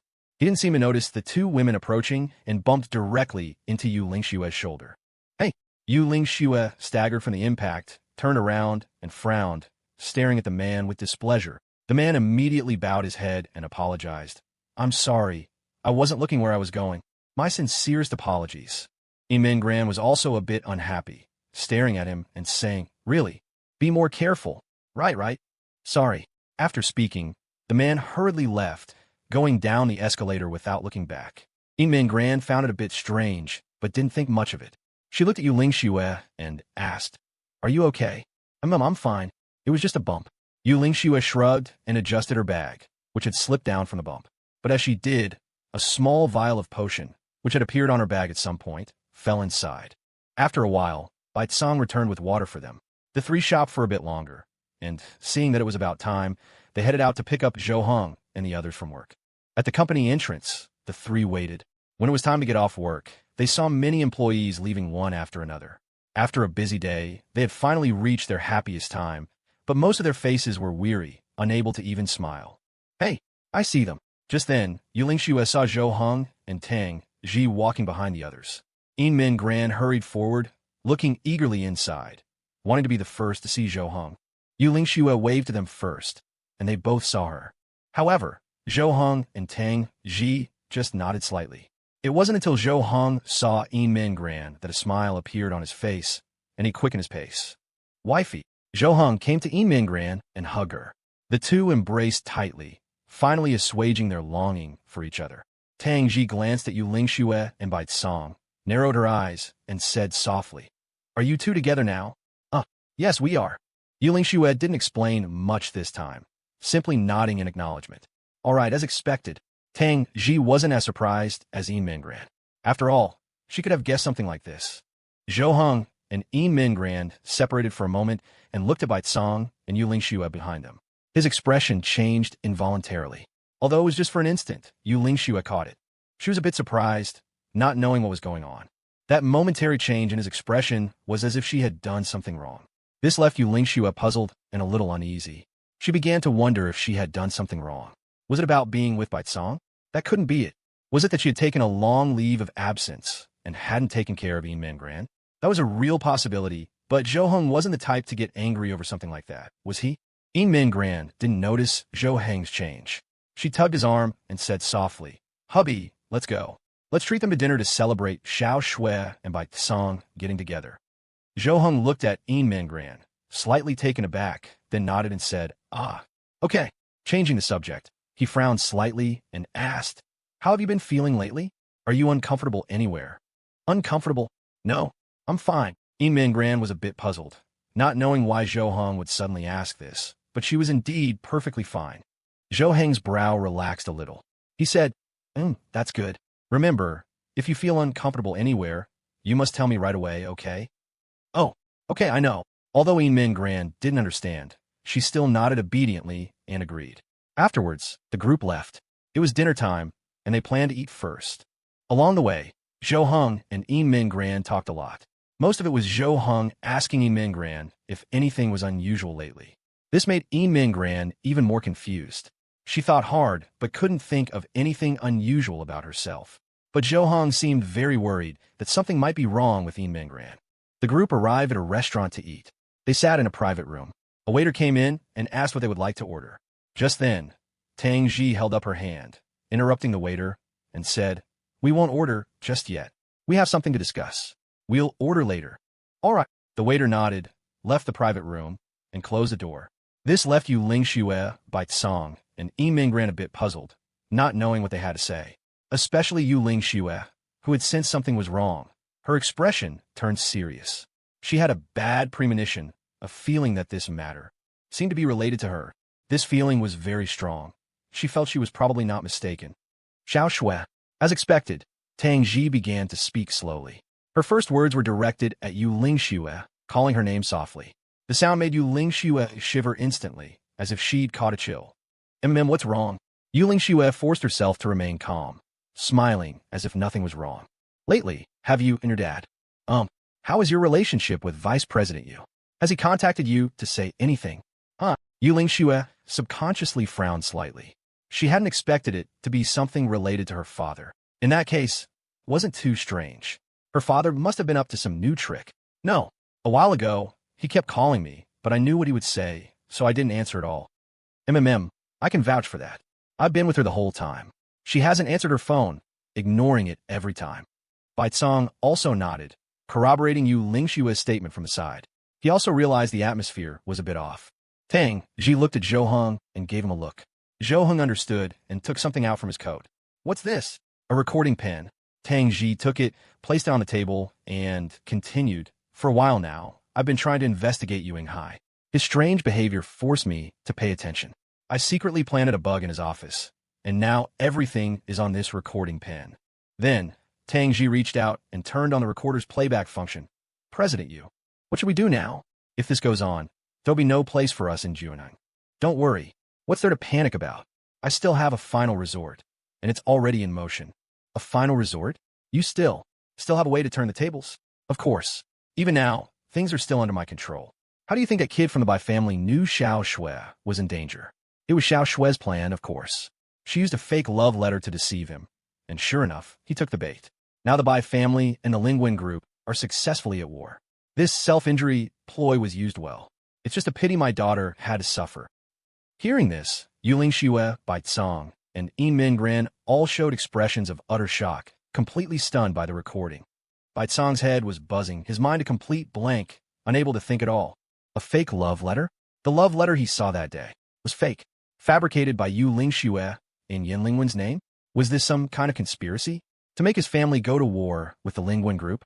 Meanwhile, Yu Lingxue was full of questions, seemingly unable to understand what the recording was about at all. The voice in the recording was indeed her father, Yu Hai's, but she couldn't understand a single word he was saying. What fake love letter? What plan of hers? What baiting by Song and self-injury ploy? What on earth was he talking about? Pitying his daughter? Was that his line? Did he get the wrong script? When had he ever pitied her? Did he even believe his own words? Hearing this, Yu Lingxue could more or less guess that this was definitely her bastard father, deliberately saying these things to sow discord. No wonder they were looking at her strangely. But such a clumsy lie, there was no need to believe it, right? Just as Yu Lingxue was about to explain, the recording pen continued to play. According to the original plan, as long as my daughter gives the medicine I gave her to Yin Mingran to drink, Yin Mingran's baby won't survive. The rest of the plan will be easy. Bang! Hearing this, Yu Lingxue slammed the table and shot up, extremely agitated, her eyes flashing with anger. She hadn't been too agitated by the previous content. It was obviously fake, and it involved Bai Tsong. She could explain it clearly, and Bai Tsong would surely believe her. Not this nonsense. But this last part, saying she was going to harm Yin Mingran, she absolutely could not tolerate. It was too outrageous. It was pure slander, the kind meant to be her ruin. Bai Tsong quickly stood up, gently patting Yu Lingxue's back, and said softly, Okay, don't get excited. No one suspects you, right, everyone? Bai Tsong looked at the other three and asked. Tang Ji nodded and said, Yes, Xiao Shui. Don't get excited. We won't fall for such a clumsy attempt to sow discord. We also believe you would never do such a thing. It's just, Tang Ji's words trailed off, and she continued playing the recording. Have you given the medicine to Yu Lingxue? Did she accept it? She'll carry it with her, in her bag, and find a chance to give it to Yin Mingran any time. Tang Ji turned off the recorder, looked at Yu Lingxue, and said softly, See, it's nothing. Zhou Hong was just scared and overreacted. You know Yin Mingran's pregnancy wasn't easy, so he's especially concerned. But he doesn't suspect you, so you don't need to worry. After all, you're innocent, aren't you? Of course. How could I have that kind of... As Yu Lingxue spoke, she grabbed her bag and dumped its contents onto the table. She couldn't stand being slandered like this, so she was quite emotional, eager to prove her innocence. She had already made a foolish mistake once, listening to her father and trying to drug Zhou Hong. Thankfully, she had stopped at the brink and hadn't caused a huge disaster. How could she possibly do something to harm Yin Mingran? That would make her less than human. Clatter. The contents of Yu Lingxue's bag tumbled out. There was everything. Makeup, a small mirror, documents, and so on. Clink. Just then, a small vial of potion fell out from the pile, landed on the table, and rolled forward. In an instant, the atmosphere in the private room froze. Everyone's eyes widened, staring at the small vial of potion as it rolled to a stop in front of Zhou Hong. Yu Lingxue's mouth fell open, her face instantly paled, her eyes wide with terror. What was this? How did it get in her bag? She didn't remember putting anything like this in there. Zhou Hong narrowed his eyes, reached out, and slowly picked up the vial, holding it up to examine it for a long time. Run! The next second, Bai Tsong suddenly grabbed Yu Lingxue's hand, about to pull her away. Yu Lingxue was stunned for a moment, then quickly shook his hand off, saying no. What are we running for? This isn't mine. I don't know why it's in my bag. Bai Tsong also didn't understand the situation. He didn't know where Yu Lingxue stood now. Could it really be as the recording said? When the vial appeared on the table, Bai Tsong saw that Zhou Heng's expression was wrong. At that moment, he only wanted to get Yu Lingxue out of there quickly, to protect her, without thinking too much. As Yu Lingxue spoke, she looked at Yin Mingran. The last thing she wanted was to be misunderstood by Yin Mingran. She had made a mistake before. She couldn't possibly make this kind of mistake again. She saw that Yin Mingran's expression was complicated, unsure what she was thinking, but she had placed a hand gently on her own stomach, stroking it. After looking for a while, Zhou Hong put the vial down on the table, looked at Yu Lingxue, and said softly, Give me an explanation. Zhou Hong was also forcing himself to be calm. He felt he shouldn't be so quick to suspect someone. Maybe he had misunderstood something. After all, they had known each other for so long, and Yu Lingxue had never done anything malicious. He couldn't condemn her based on a few words from her scheming father. But everyone knew how important Yin Mingran was to him. And what's more, she was pregnant now. In his heart, he couldn't allow even the slightest danger near her. So he was very agitated now, torn between not wanting to suspect Yu Lingxue and worrying about Yin Mingran's safety. It was only because it was Yu Lingxue, their friend, that he could still speak normally and ask for an explanation. If it had been anyone else, Zhou Hong would have already taken action, no explanation needed. Eliminating the threat was the most important thing. Everyone was now looking at Yu Lingxue, waiting for her explanation. But Yu Lingxue stood there, stammering for a long time, not knowing how to start. She had no idea how that thing got in her bag. She was completely clueless about the situation. I don't know what this is. I don't know why it was in my bag. It's definitely not mine. Yu Lingxue said in a small voice. She knew her explanation was very weak, but it was all she could say. She knew her explanation was useless, making her sound like she was just being stubborn. If it wasn't hers, how did it get in her bag? It made no sense. But she really didn't know. Bai Tsong's face was also serious. He said earnestly, I believe her.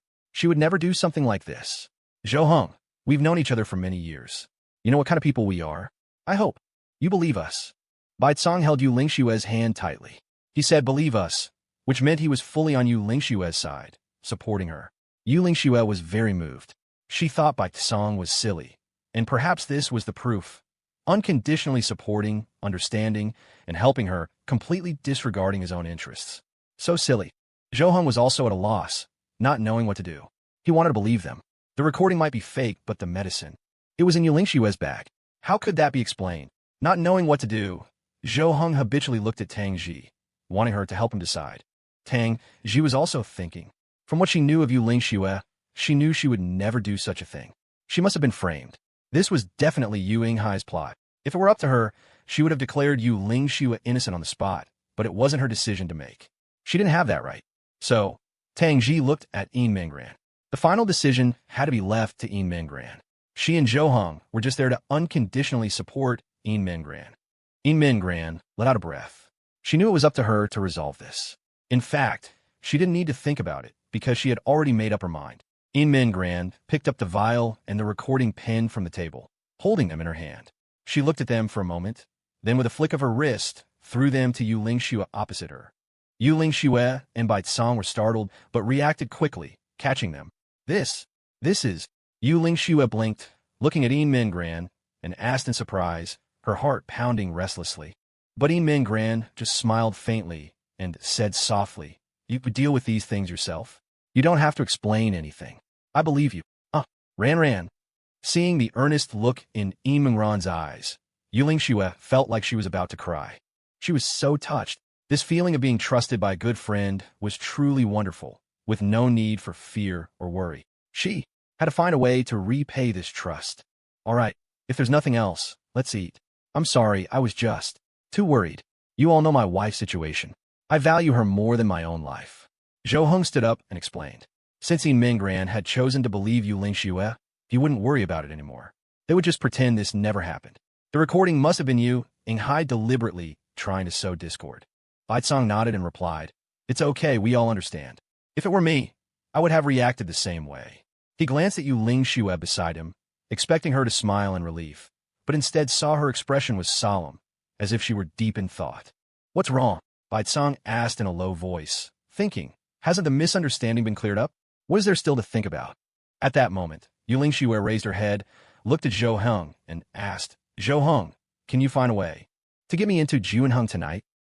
As soon as she said this, everyone else was very surprised, looking at Yu Lingxue, wondering what she wanted to do. I can, but what do you want to do? Zhou Heng did have the ability to get Yu Lingxue into Juanheng, but if she was planning something bad, he certainly couldn't turn a blind eye. But Tang Ji frowned slightly. Knowing Yu Lingxue, she had a vague idea of what she wanted to do. You're not thinking of going into Yu Yinghai's office, are you? Yu Lingxue nodded without hesitation. That was exactly what she was thinking. She knew there had to be some evidence in her father's office. He had done so many things. It was impossible for there to be no trace at all. Her father had caused Zhou Heng and the others so much trouble. She should have taken responsibility for it long ago. He had used her as a tool, a sacrifice, almost getting her killed and nearly putting Bai Cong's life in danger. These things were already too much, making her hate Yu Yinghai to the core. And now, he was still trying to destroy her, slandering her, spreading rumors, sowing discord. If he couldn't be happy, he had to make sure she wasn't either. This had made her completely give up on Yu Yinghai. She no longer saw him as a father. Zhou Heng frowned and asked, his office is locked. How will you get in? I know the password. Yu Lingxue nodded silently. After all, she had been that man's daughter for over 20 years. She could probably guess what the password was. No matter what, she had to try. Being bullied like this all the time was not a solution. She had to learn to fight back. She needed to get evidence of Yu Yinghai's ugly deeds, and then strike back at him fiercely. Let him know she wasn't a pushover who could be easily bullied and abused. Now, it was the others' turn to be silent. Zhou Heng took a sharp breath, thinking it was a very bold move. After all, no one knew what was inside Yu Yinghai's office. It was a completely unknown area, and it was unclear if it would be dangerous. Are you sure? Tang Ji frowned and asked softly. She knew asking this was probably redundant, because she had already seen the determined look in Yu Lingxue's eyes. She knew her mind was made up, and her advice would be useless. As expected, the moment after Tang Ji asked, Yulingshu nodded and replied, I'm sure. I'll go by myself. No way. I'm going with you. I don't feel at ease. Baitsong quickly interjected from the side. I'll go alone. Too many people will attract attention. One person is most convenient. Be good and wait for me outside. Yulingshu looked at Baitsong. This time, it wasn't a gentle persuasion, but a very serious command, leaving no room for rebuttal. Baitsong realized this and didn't dare say another word. If he persisted, Yulingshu would get upset. Now no one else dared to say anything. Only Yin Min Gran slowly stood up, looked at Yulingshu and said softly, Be careful. I will. The group ate dinner together. Although they tried their best to liven up the atmosphere, it was still quite suppressed compared to usual. After eating, Yulingshu wanted to set off for Juanheng. This secret agent-like mission made her inevitably a little nervous. If she were discovered, the consequences waiting for her would certainly be very serious. Baitsong's eyes were fixed on Yulingshu, full of worry. He really wasn't at ease letting her go alone, but he didn't dare to object. Arriving at the entrance of Juanheng, Zhou Heng used his authority to open the door, allowing Yulingshu to successfully enter the building. It was Yulingshu's first time in Juanheng. She was extremely nervous, following behind Zhou Heng, not daring to speak, her footsteps very light. At this hour, there were still many employees working overtime in various departments, so Zhou Heng and her appearance didn't attract much attention. Just like that, Zhou Heng led Yulingshu directly to the door of Yu Yinghai's office. This is it. Zhou Heng stood at the office door, looking at the door with a keypad lock, and frowned slightly. Although all their offices now had locks, it was obvious that the lock on Yu Yinghai's office was more sophisticated. 3 wrong attempts, and the alarm will go off. So, you only have 3 chances. I can't stay here. From now on, you're on your own. Zhou Heng had actually wanted to enter Yu Yinghai's office for a long time to see what was inside, but his status didn't allow it. If he were discovered, it would be very troublesome. He would lose the initiative, and his plan to get rid of Yu Yinghai would be ruined. So he couldn't be seen here.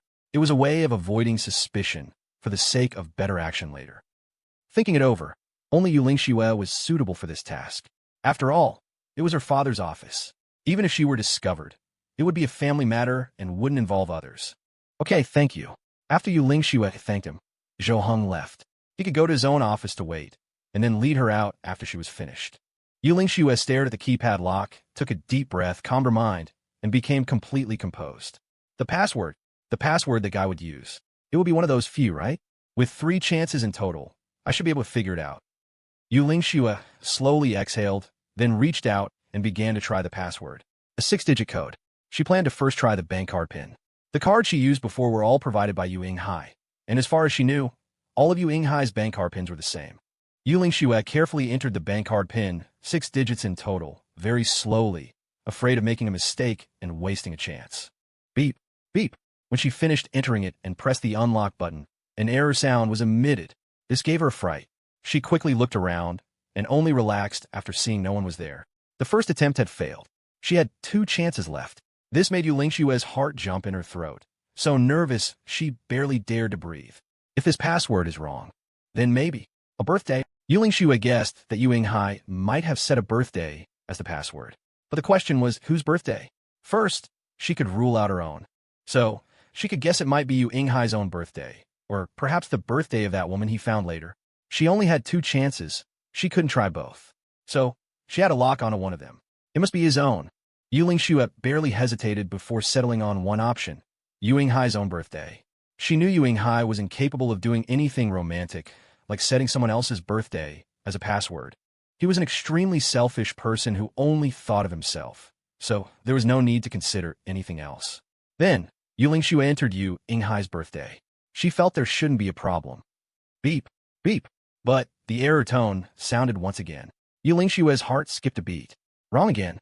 She had wasted another chance. Now, there was only one left. At this moment, the pressure on Yulingshu skyrocketed, almost reaching her head, making it hard to breathe. One more mistake, and she was done for. Finished. Her own fate was secondary. The main thing was that she would drag Zhou Heng and the others down with her. Thinking of this, Yulingshu felt cold sweat trickle down her back, her body trembling slightly. She began to consider giving up, leaving now while there was still a chance. Not to try this 3rd time. But she had just noticed that the records of these unlock attempts had been saved. If she left now, she would still be discovered tomorrow. In other words, there was no turning back. She had to succeed. She couldn't fail. Think.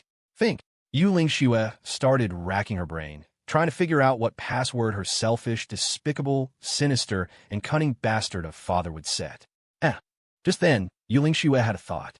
Sinister, cunning. Given his personality, he wouldn't set an ordinary password, would he? Any password that could possibly be guessed, he probably wouldn't set. He wouldn't leave a potential vulnerability. Since it's a password, it could be guessed. So, in that case, the most likely thing is... Yu Lingxue's throat moved. Then, she reached out, didn't enter a password, and directly pressed the unlock button. Beep, click. The next second, without any warning, the door opened. Fuck. Yu Lingxue's mouth twitched, and she couldn't help but curse under her breath. She was right. There was no password at all. Just pressing unlock was enough. He was counting on the fact that no one would think of this, that no one would dare to try. The best move is no move. By not setting a password, it became something no one would ever think of. Yu Lingxue took a deep breath, then pushed open the office door and slowly walked in. The office was pitch black, with the lights off, extremely quiet, as if you could hear a pin drop. Yu Lingxue didn't dare turn on the lights, so she turned on her phone's flashlight and slowly began to search the office. Her steps were light as she tiptoed through the dark office, afraid of bumping into something and making a noise. She walked to the side of the desk, and at that moment, her flashlight illuminated something on the floor. Yu Lingxue froze for a moment, staring intently at the object on the floor, a little surprised. When she saw clearly what it was, she frowned deeply. The thing on the floor was a framed photograph. The person in the photo was her. As for why it was on the floor, she could more or less guess. The frame was shattered, as if it had been stepped on, and the photo inside was warped. She didn't even have to think to know what had happened. It was clear how much Yu Yinghai hated her now, to put his own daughter's photo on the floor and trample it. Yu Lingxue no longer cared about these things. Yu Yinghai didn't treat her as a daughter, and she no longer considered him her father. Ignoring the photo, Yu Lingxue went behind the desk, moved the chair, and sat down, preparing to search for any important evidence. She first rummaged through the things on the desktop, but found no clues. Everything on the desk was work-related material, nothing useful. Then, Yu Lingxue turned her attention to the desk drawer. The drawer wasn't locked. She slowly opened it, revealing a pile of documents inside. She frowned, her eyes fixing on one particular file. She didn't know why, but she had a feeling this one was unusual, like some kind of classified document. She took out the file and carefully opened it. She held a few papers inside, shone her flashlight on them, and examined them closely. Poisonous insect. Purchase. Yu Lingxue's eyes widened in horror. In an instant, something seemed to click in her mind. The doctor's examination said it seemed to be a virus contracted after a bite from a poisonous insect. So, that's what happened. I should have guessed. It was him. He harmed my mother. Yu Lingxue instantly crumpled the document in her hand, her shoulders trembling slightly.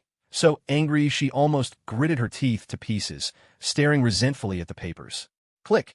Just then, the office lights suddenly turned on, illuminating the entire room in an instant. Yu Lingxue's mind went blank, a chill running down her spine. She looked up towards the door. Standing there was the person she least wanted to see right now. Yu Yinghai's face was cold and grim. He stared at Yu Lingxue and said in a frigid voice, "What are you doing?" Yu Lingxue and Yu Yinghai stared at each other, their gazes as sharp as knives, as if they were looking at the person they hated most in the world. The temperature in the office seemed to drop to freezing, making it a little difficult for Yu Lingxue to breathe. Yu Yinghai's oppressive presence made Yu Lingxue's heart leap in her throat. Although she had forced herself to be braver, a deep-seated fear of him remained. Yu Yinghai strode forward slowly and said lightly, "I received an alert the first time you entered the wrong password. I was going to pretend I didn't see it for your sake as my daughter, but you really like to push your luck. Pa, when have you ever treated me like a daughter? You wish I were dead. As long as I'm useless to you, you don't care if I live or die. You ruthless bastard." Yu Lingxue could no longer suppress her inner rage and began to curse at Yu Yinghai. This was the first time in her life she had ever said such things to her father. Because what Yu Yinghai had done had crossed her bottom line, her mother. She had endured being tormented for so long, but this time, he had harmed her mother. This she could not tolerate. Hearing Yu Lingxue's words, Yu Yinghai's expression turned ugly. The daughter he had always controlled was now speaking to him like this, and his heart instantly blazed with anger. "I see you really want to die. How dare you speak to me like that? I not been good to you? If it weren't for me, could you live the life you have now? You would have grown up in some backwater town, gone to a crappy school, eaten poorly, worn rags. I gave you the life of a rich kid. Do you know how many people would kill for a life like this? Were you not satisfied with? Yu Yinghai slowly approached, pointing at Yu Lingxue, speaking in a low, angry voice. Even now, he didn't understand. He had given Yu Lingxue a life that others could only dream of, so why was she still not satisfied? Shouldn't she have dedicated herself to repaying him? Shouldn't she do that for her father? Otherwise, what was the point of raising a daughter? Yu Lingxue trembled with anger. She couldn't believe how unreasonable Yu Yinghai was. He had indeed given her a life others couldn't have, but she had also experienced things others wouldn't. Having to rack her brains to compete in a dog-eat-dog world, living in a world of deceit, unable to trust anyone, having to learn to betray good friends, to use others as tools, and to always be prepared to be used as a tool herself. Keeping her chastity had become a joke. Her body was like a tool for transactions, ready to be sacrificed at any time. Encountering those abnormal people, her life was even in danger. Until now, everything she had done, following Yu Yinghai's orders, was to give her mother a good life, to protect the family she cherished. But Yu Yinghai had targeted her mother, trying to kill her, all to get back at her, to control her. This was the last straw. Yu Lingxue gritted her teeth and said hatefully, "This isn't the life I wanted, and you haven't fulfilled your duty as a father. You're not worthy. I hate you.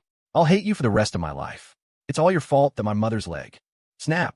Suddenly, Yu Yinghai reached out with both hands and violently grabbed Yu Lingxue's neck.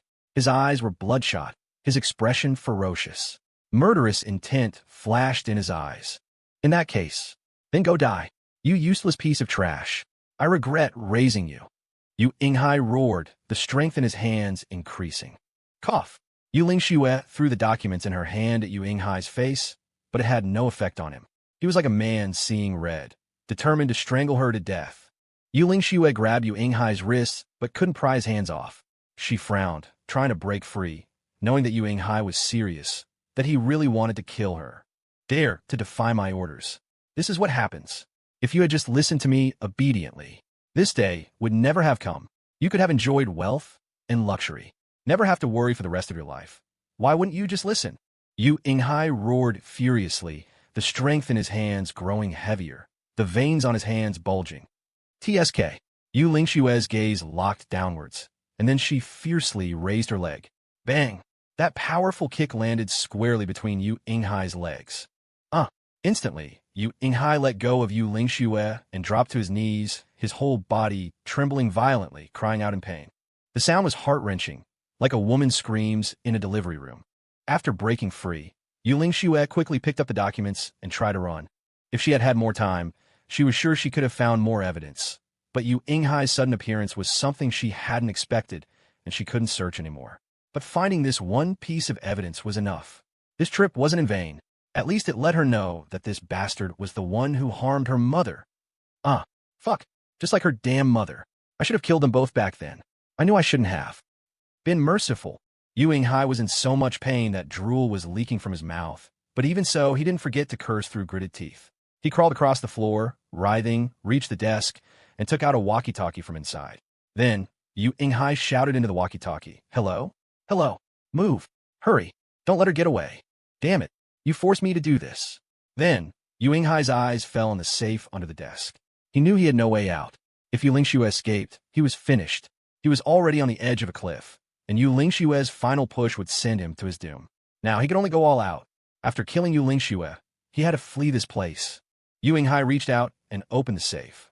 In his rage, he threw out all the messy documents inside, revealing what was at the very back of the safe. A handgun. Yu Yinghai picked up the gun, struggled to his feet, and loaded it. Click.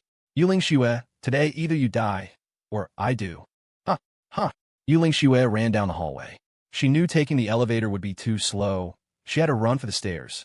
As she ran, she took out her phone, preparing to contact Zhou Heng and the others. She couldn't call the police now. She had broken into Yu Yinghai's office without permission. The evidence was insufficient, and she was no match for him. If she called the police now, she would be the one arrested. "She's here." Just then, 3 or 4 men suddenly ran out from around the corner ahead. Seeing Yu Lingxue, they shouted, Yu Lingxue was so scared she stopped in her tracks, turned around, and ran in the other direction. She absolutely could not be caught here.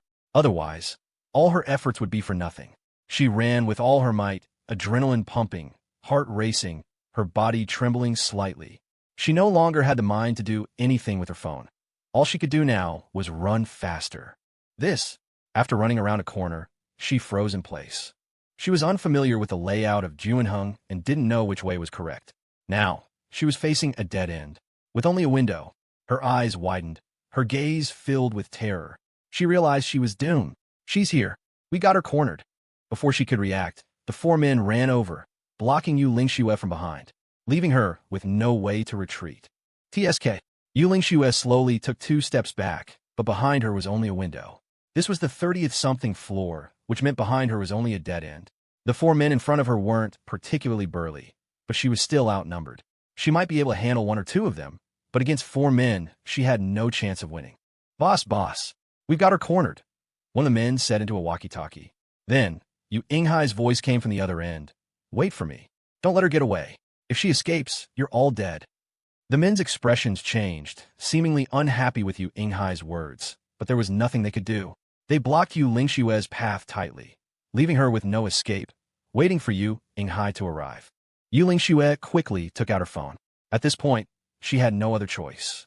It was too late to call the police. Her only hope was to ask Zhou Heng for help. "Hey, what are you doing? Put the phone down." The leader, holding a baton, walked over, pointed at Yu Lingxue, and said viciously. Yu Lingxue couldn't be bothered with that. She was focused on calling Zhou Heng for help. Even if she had to take a beating now, it would be worth it. Not listening, seeing that Yu Lingxue was ignoring him, the man decided to teach her a lesson, raising his baton to strike her wrist. "Stop." Just then, Yu Lingxue heard a voice that filled her with joy. It was Zhou Heng's voice. She hadn't even sent Zhou Heng a message yet, but he had already arrived. The man stopped and looked behind him. He saw Zhou Heng approaching slowly with a dozen people. He had anticipated this situation. After leaving earlier, he had gone to get people and had been watching the security monitors. When he saw Yu Lingxue was in danger, he rushed over immediately. "Zhou Heng." A glimmer of delighted surprise flashed in Yu Lingxue's eyes. The appearance of a friend at this moment was incredibly timely. She had been on the verge of giving up hope. These men were clearly Juanheng employees as well. Seeing Zhou Heng arrive, they were scared out of their wits and quickly moved aside. They knew Zhou Heng, knew who he was, so no one dared to confront him. Zhou Heng walked over and stood in front of Yu Lingxue, watching the men warily. "Yu Lingxue, let's go," Zhou Heng said in a low voice, then prepared to lead her away. The 4 men could only watch, not daring to stop them. Yu Lingxue let out a sigh of relief, the heart that had been in her throat finally settling down. But, just as they had taken a few steps, someone suddenly appeared in front of them, blocking their path. "You're not going anywhere." Yu Inghai stood at the end of the corridor, slowly walking over. One of his hands was behind his back, holding the handgun.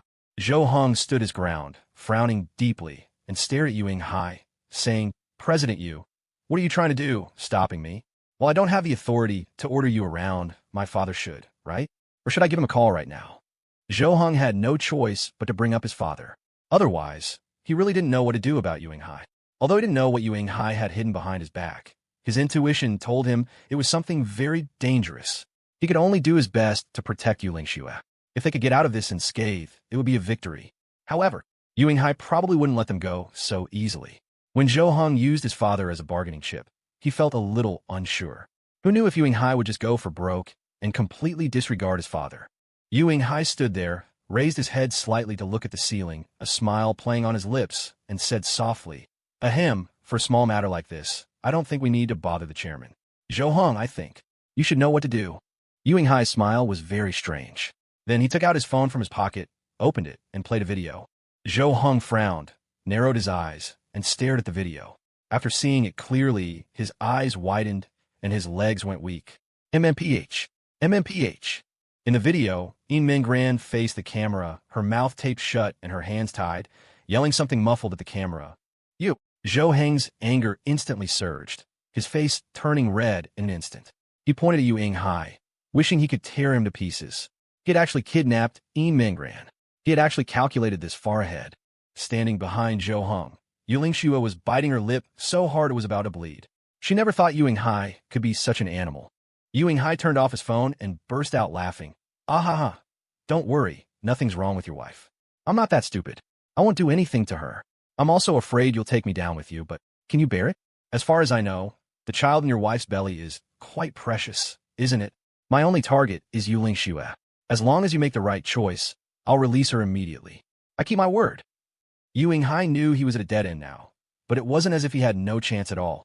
He just wanted to get rid of Yu Lingxue, then immediately flee this place, escape overseas, and he would be fine. He would still have a chance to make a comeback. As long as Yu Lingxue was alive, he could not rest easy. He didn't dare do anything to Zhou Hong. If something happened to Zhou Hong, Zhou Junyao would hunt him to the ends of the earth. He would surely die, so he had no choice but to kidnap Yin Minggran to threaten Zhou Hong. This was, after all, Zhou Heng's weak spot. Zhou Hong wouldn't dare act rashly. This way, Yu Lingxue would lose her support. Yu Hai, if you dare do anything to my wife, I'll kill you. Zhou Hong was about to explode with anger, his fists clenched, veins bulging, his body trembling slightly, but he didn't dare to move. Even though he was furious enough to want to tear Yu Hai apart, he didn't dare move, because his weak spot had been caught. I already said, I won't do anything to her, but if you insist on going against me, then I can't guarantee anything. I hope you could distinguish what's most important. Is it so-called friendship, or your wife and child? Yu Hai waved his hand, sneered, and put on a look of someone holding all the cards. You. Zhou Hong wanted to say more, but he was so angry he didn't know how to speak. Even with a dozen people on his side, and only Yu Hai opposite him, there was nothing he could do. Just then, Yu Lingxue, who was standing behind him, stepped forward. She put a hand up to stop Zhou Hong and said softly, "It's all right, thank you, Zhou Hong." Yu Lingxue walked to the front, looked at Yu Hai with a calm expression, and said, "Let Yin Minggran go, and I'll go with you." Yu Lingxue, you. Zhou Hong looked at Yu Lingxue with a troubled expression. He really didn't know what to do now. He had clearly come to save Yu Lingxue, but now his weakness had been exploited, and he was powerless to act. How important Yin Minggran was to him needed no extra emphasis. He would do anything for her. Yu Lingxue turned her head, looked at Zhou Hong, and smiled faintly, saying, "All right, go save Ran Ran. You and Ran Ran must be happy and protect her. Tell her." Yu Lingxue paused, then continued, "I probably won't be able to be your bridesmaid anymore. Tell her I'm sorry." Yu Lingxue, Zhou Hong looked at her, taking a deep breath, feeling terrible, but he truly had no way to save her. After speaking, Yu Lingxue turned around, stared fiercely at Yu Hai, and walked towards him. "You'll keep your promise, right?" "Of course. I'll release her right away." Yu Hai took out his phone, did something, then held it up for Zhou Hong to see. "There, I've released your wife. Nothing happened to her. Go get her." Yu Hai kept his promise. He didn't dare to trick Zhou Hong, so he obediently released Yin Minggran. Zhou Hong let out a breath, pointed at Yu Hai, and practically gritted out, "You win." Then, Zhou Hong slowly backed away, wanting to leave and get to Yin Minggran's side immediately. He was helpless when it came to Yu Lingxue. He had to ensure Yin Minggran's safety first. Only after protecting her could he do anything else. "Yu Lingxue, don't give up yet." Zhou Hong left only these words before hurrying away. Yu Hai looked at Yu Lingxue with a bloodthirsty smile and grabbed her arm. "Come with me," Yu Hai said sharply, then gripped Yu Lingxue tightly and left. He couldn't deal with her here. He had to find a secret place to handle it. He was about to eliminate his own daughter, yet he felt not a shred of reluctance, but rather a sense of impatience. Arriving at the company entrance, a car was parked there. Opening the door, Yu Hai pushed Yu Lingxue hard and yelled, "Get in!" Yu Lingxue stumbled from the push, turned her head, and glared at Yu Hai, but that was the only way she could fight back now. She didn't dare do anything else. In the end, she obediently got into the car. The car then took them to an abandoned harbor, a remote place where no one would pass by. Yu Lingxue knew what she was facing next. After being dealt with, she would probably be thrown into the sea.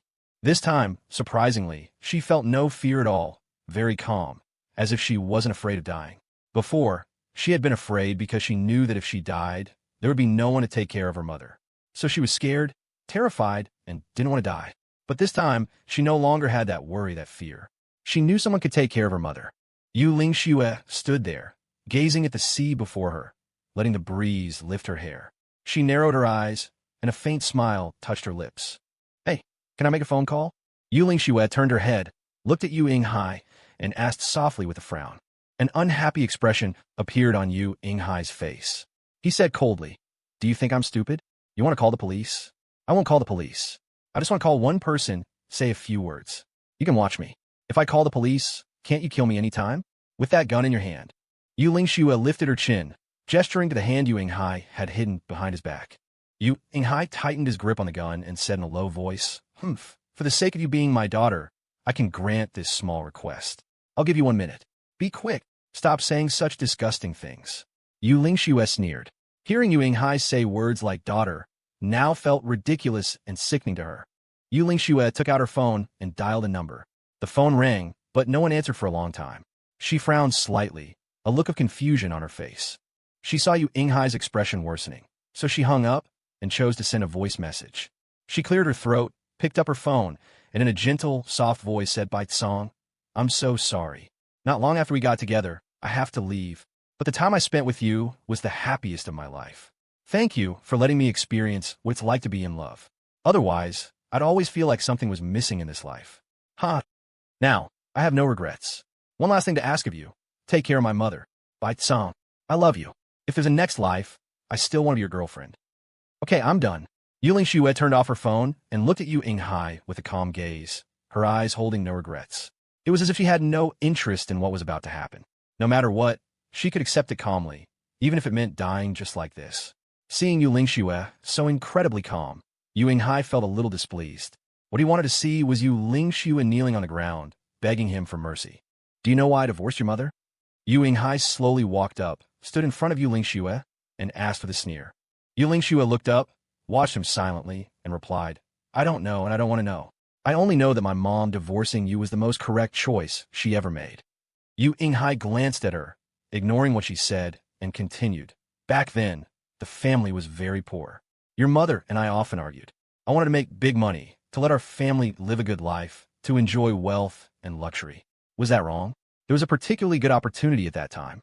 I had figured out all the steps. Although it involved exploiting some legal loopholes, I had calculated everything. It was absolutely foolproof." Yu Yinghai turned his head sharply, staring fiercely at Yu Lingxue, and said, "But your mother was a coward, insisting that a stable life was enough. No ambition.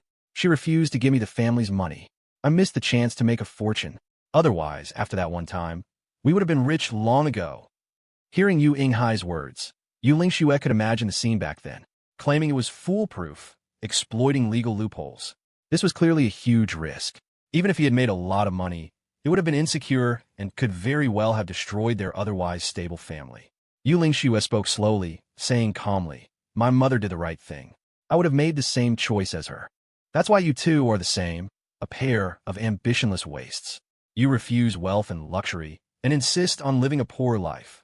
It's not that we insist on living a hard life. We just want to be down to earth, to do things we can be proud of, to earn clean money, to do what's within our abilities, not like you, who lacks the ability but still tries to do things beyond your means, even abandoning morals, integrity, and humanity, selfishly thinking only of yourself." Yu Lingxue's tone towards Yu Yinghai was anything but kind. What she said were her long-held, true feelings, things she had wanted to say for a long time.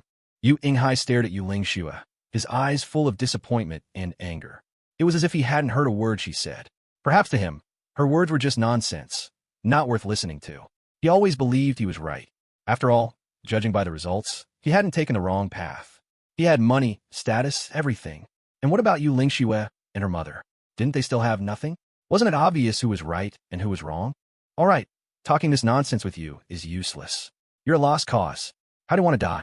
Yu Yinghai frowned, looking at Yu Lingxue with icy eyes. Yu Lingxue never thought she would hear such words from a father, asking his own daughter how she wanted to die. This was enough to prove he was a monster in human form, having completely abandoned his emotions, with only his own interests in his eyes, no different from a cold-blooded animal. Yu Lingxue's gaze was locked on Yu Yinghai, her mind racing. After a few seconds, Yu Lingxue spoke slowly, saying softly, "A moment ago, I thought about just dying and getting it over with, but now I've changed my mind." "Oh, what do you mean? Scared of dying? Want to beg for mercy?" Yu Yinghai's lips curved into an interested smile. He thought Yu Lingxue was finally afraid of death, didn't want to die, and was about to beg him for mercy. Although he still planned to kill her in the end, seeing her beg him first would be quite satisfying. Yu Lingxue slowly stepped forward, her steps firm, and said coldly, "I've changed my mind. Dying like this will be letting you off too easy. Even if I die, I'm taking a piece of you with me. The moment she finished speaking, Yu Lingxue accelerated, rushing towards Yu Yinghai in an instant. Yu Yinghai's eyes widened. He took a step back and immediately pulled out the gun from behind him. He could see that Yu Lingxue was not joking. Her current state was completely fearless of death. She looked like she wanted to take him down with her. So, after pulling out the gun, Yu Yinghai immediately pulled the trigger. Bang! The muzzle flashed, and a crisp gunshot instantly echoed through the sky. However, the bullet didn't hit Yu Lingxue. At the critical moment, she reached out and knocked Yu Yinghai's wrist up. The bullet grazed her hair and flew past. The next second, Yu Lingxue took off her hairpin, put it in her mouth, bit down, and snapped it in two. Then, she used the sharp end of the broken hairpin to stab at Yu Yinghai's neck. Exclamation point. Yu Yinghai's eyes widened. He jerked his head to the side, trying to dodge, but it was obvious that Yu Lingxue was faster. The hairpin directly cut his skin. TSK. Although it didn't pierce his neck, it still left a deep gash, and blood immediately started to flow.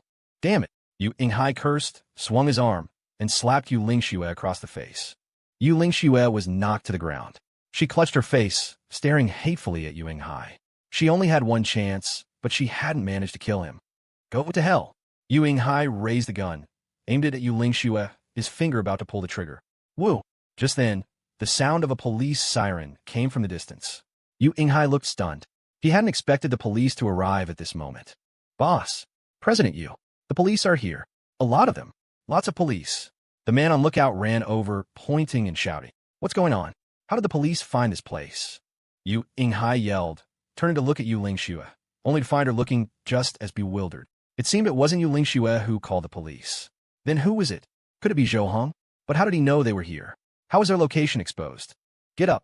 Yu Yinghai reached out, grabbed Yu Lingxue, and pulled her up, put her in a chokehold. He pressed the gun to her head. He couldn't kill Yu Lingxue now. He had to use her as a hostage to get away. At that moment, a figure appeared behind a nearby container, its eyes fixed on Yu Lingxue. Zhou Heng opened the car door, got out of the police car, and looked at the harbor ahead, frowning. Hubby, Xiao Shui, will she be okay? Inside the police car, Yi Minggran sat, draped in Zhou Heng's coat, looking at him worriedly. Zhou Heng glanced at Yi Minggran, nodded, reached out to stroke her head, and said softly, she'll be fine. Don't worry, they've arrived. Okay, you be careful too. Got it. Wait for us to come back. Zhou Heng nodded, then closed the police car door and headed towards the harbor with a group of police officers. After picking up Yi Minggran, he had immediately called the police. Once he confirmed Yi Minggran was safe, he had to hurry to save Yu Lingxue. Yu Lingxue saw the crowd of police officers arriving, and walking among them was Zhou Heng. Zhou Heng, is Ranran okay? The first thing Yu Lingxue did upon seeing Zhou Heng was to ask about Yi Minggran's condition. In her heart, she was still very worried. Hearing this, Zhou Heng was taken aback, thinking, you're in such a critical situation, being held hostage, and you're still worried about someone else. Shut up. Yu Yinghai tightened his grip on Yu Lingxue's neck, took a few steps back, pointed the gun at her head, and shouted, don't come any closer, or I'll shoot. The police officers didn't dare act rashly. They had to ensure the hostage's safety. Zhou Heng stood his ground and shouted, hey, President Yu, how about this? As long as you let Yu Lingxue go, we'll pretend nothing happened. You can continue to be the vice president of Juanheng, and we'll continue to cooperate. This was the only way he could persuade him now. He had to get Yu Yinghai to release Yu Lingxue first. Just then, he glanced at the container to the side, saw a figure, and his brows instantly relaxed. Yu Yinghai sneered in response. Do you think I'm an idiot? Can you speak for the law? Stop talking nonsense. He knew there was no turning back. With so many crimes to his name, it was impossible to pretend nothing happened. Even if Zhou Heng didn't hold him responsible, these police officers would never let a criminal like him go free. Now, his only option was a desperate struggle. Escaping from here would be a victory. The men Yu Yinghai had brought were now all under police control. He was the only one left, surrounded, with no chance of escape. His only chance now was to use Yu Lingxue. Zhou Heng, Yu Lingxue, struggling to breathe from the chokehold, managed to gasp out. Don't worry about whether I live or die. Quick, get him. She no longer cared about her own life. She just wanted to bring Yu Yinghai to justice as quickly as possible. Even if she died, it would be completely worth it. Shut up. Yu Yinghai was genuinely scared now. To trade Yu Lingxue's life for his own was simply not worth it. He couldn't die. Don't come closer. One more step, and I'll kill her. Everyone back off. Clear a path for me to leave. Yu Yinghai shouted, very agitated, his hands trembling slightly. Facing so many police officers, all poised to act, the pressure on him had reached its peak. How did you know we were here? Who told you the location? Yu Yinghai looked at Zhou Heng and shouted in confusion. He truly hadn't expected that Zhou Heng, having just left, could bring a whole squad of police here to catch him. Had he been tracking them all along? We figured it out. Someone among us is good at deduction. Zhou Heng gave a mysterious smile, which made Yu Yinghai freeze for a second. What? Just as he was puzzled, a figure shot out from behind the nearby container. Moving at high speed, it instantly rushed to Yu Yinghai's side. One hand immediately grabbed Yu Yinghai's wrist, moving the gun away from Yu Lingshue's head. Both Yu Yinghai and Yu Lingxue were startled. They turned to look and saw the person before them, their faces showing shock. Bai Tsong. A look of pleasant surprise appeared on Yu Lingshue's face. She didn't know why Bai Tsong had suddenly appeared, but in the next second, she realized that Bai Tsong was in danger. The gun was still in Yu Yinghai's hand. Bai Tsong, don't! Bai Tsong gripped Yu Yinghai's wrist with one hand, forcing it towards the sky, while his other hand struggled with him. Quick! Zhou Heng rushed forward to help. The police officers who saw this also sprang into action, swarming forward at once. Yu Yinghai gritted his teeth. Seeing that he was about to be surrounded, his body instantly erupted with its greatest strength, pushing beyond his limits. With a roar, he broke free from Bai Tsong's grip, kicked him to the ground, and immediately aimed the gun at him. No! Yu Lingxue threw herself on top of Bai Tsong, trying to block the shot for him. She absolutely could not let Bai Tsong die. Seeing him die would be more painful than her own death. Swish! At this critical moment, a small object flew from an unknown direction, moving very fast, as if shot from a slingshot. Thwack! The object precisely struck Yu Yinghai in the eye, making him cry out in pain. Ah! Yu Yinghai covered one eye with his hand, while his other eye looked at the object that had fallen to the ground. He froze for a second. A lollipop! Swoosh! Just then, a rope flew down from a nearby iron tower, and, sliding down that rope, was a person. Bai Tsong shouted, Sister Tang. Tang Ji gripped the rope tightly, swinging down from the tower.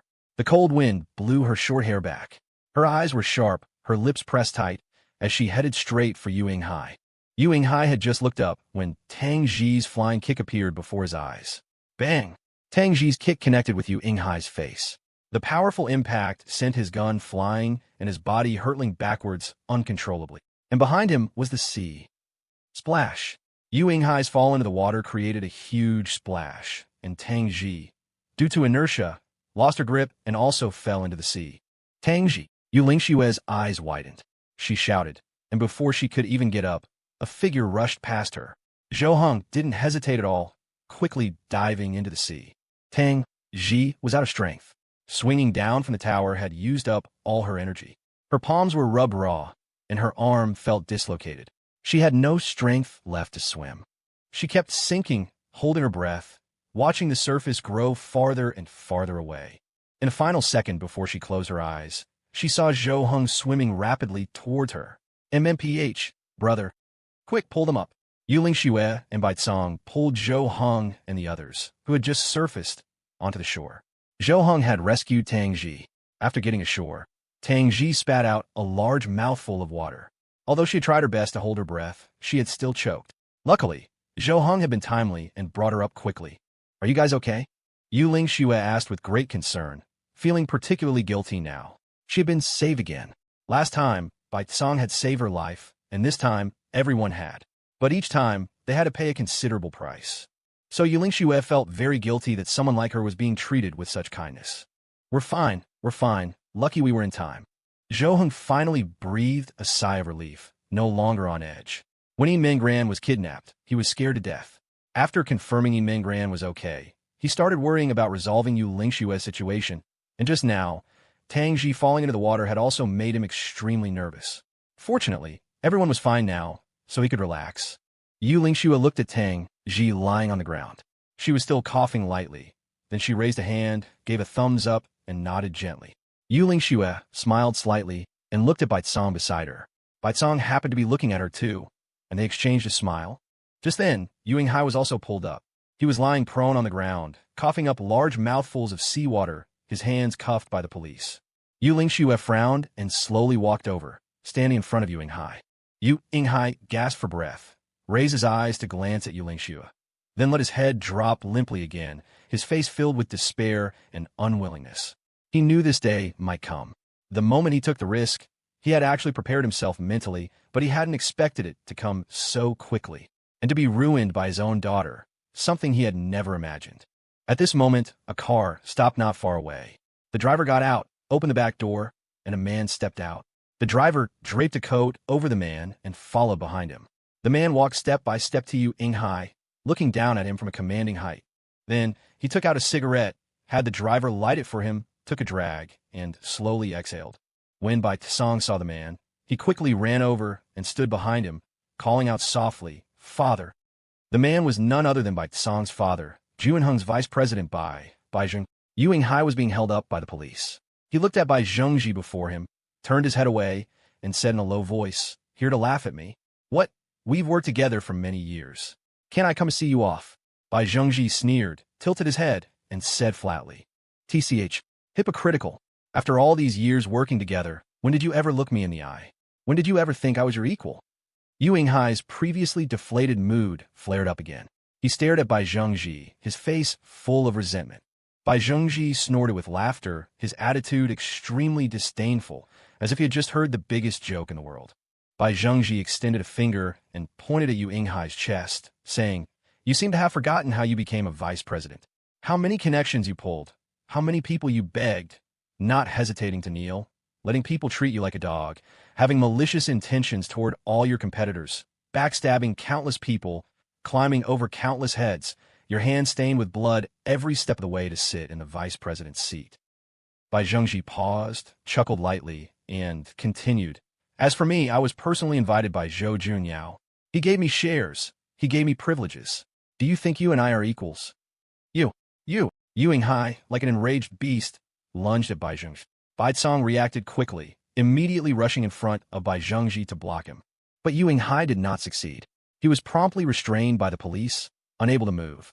Bai Zhengji, however, didn't move an inch, just stood there watching him with a cold smile. At this moment, Bai Zhengji seemed like a giant, looking down upon the ant-like Yu Yinghai. "You are very capable, but your ceiling is set. This is not a position someone like you should be in contact with. Your ability cannot satisfy your ambition. Reaching this point is already your limit. Be content." After Bai Zhengji finished speaking, Yu Yinghai was taken away by the police. As he was being led away, he was still shouting and cursing, seeming to be on the verge of a mental breakdown, as if he had suffered a huge blow.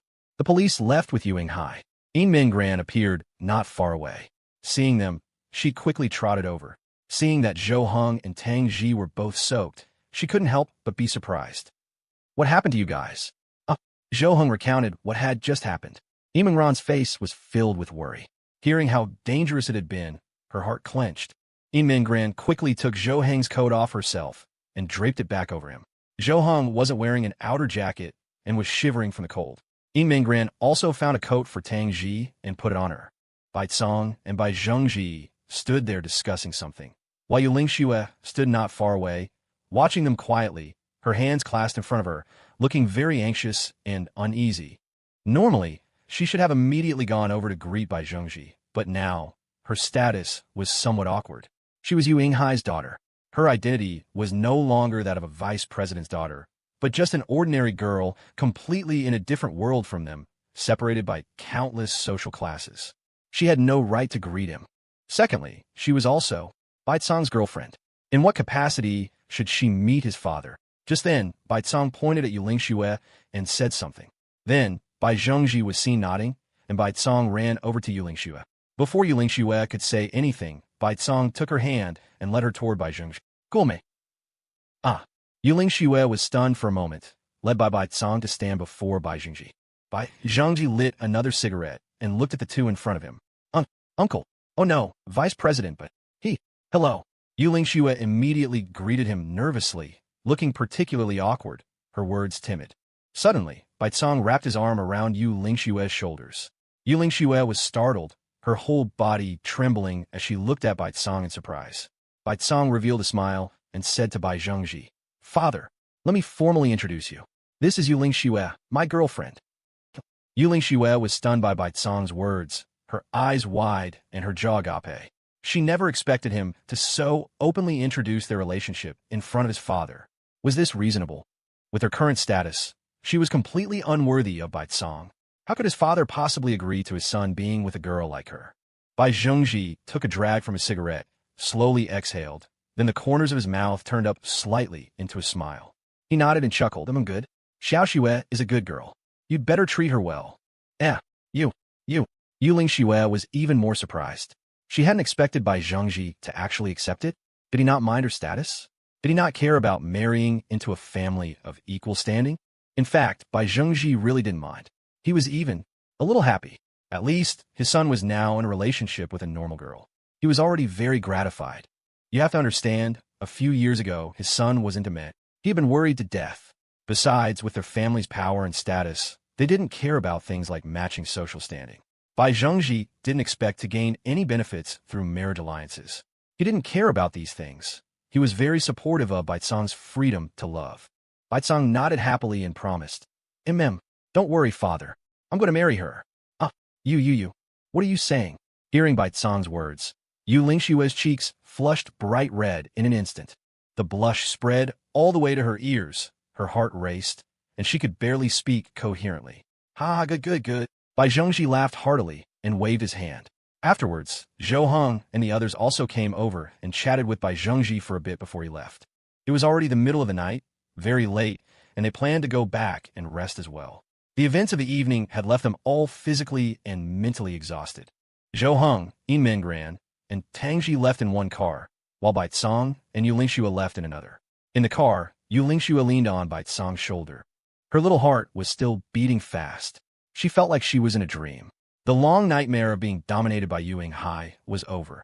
She couldn't help but feel, had her hard days finally come to an end? Were her good days about to begin?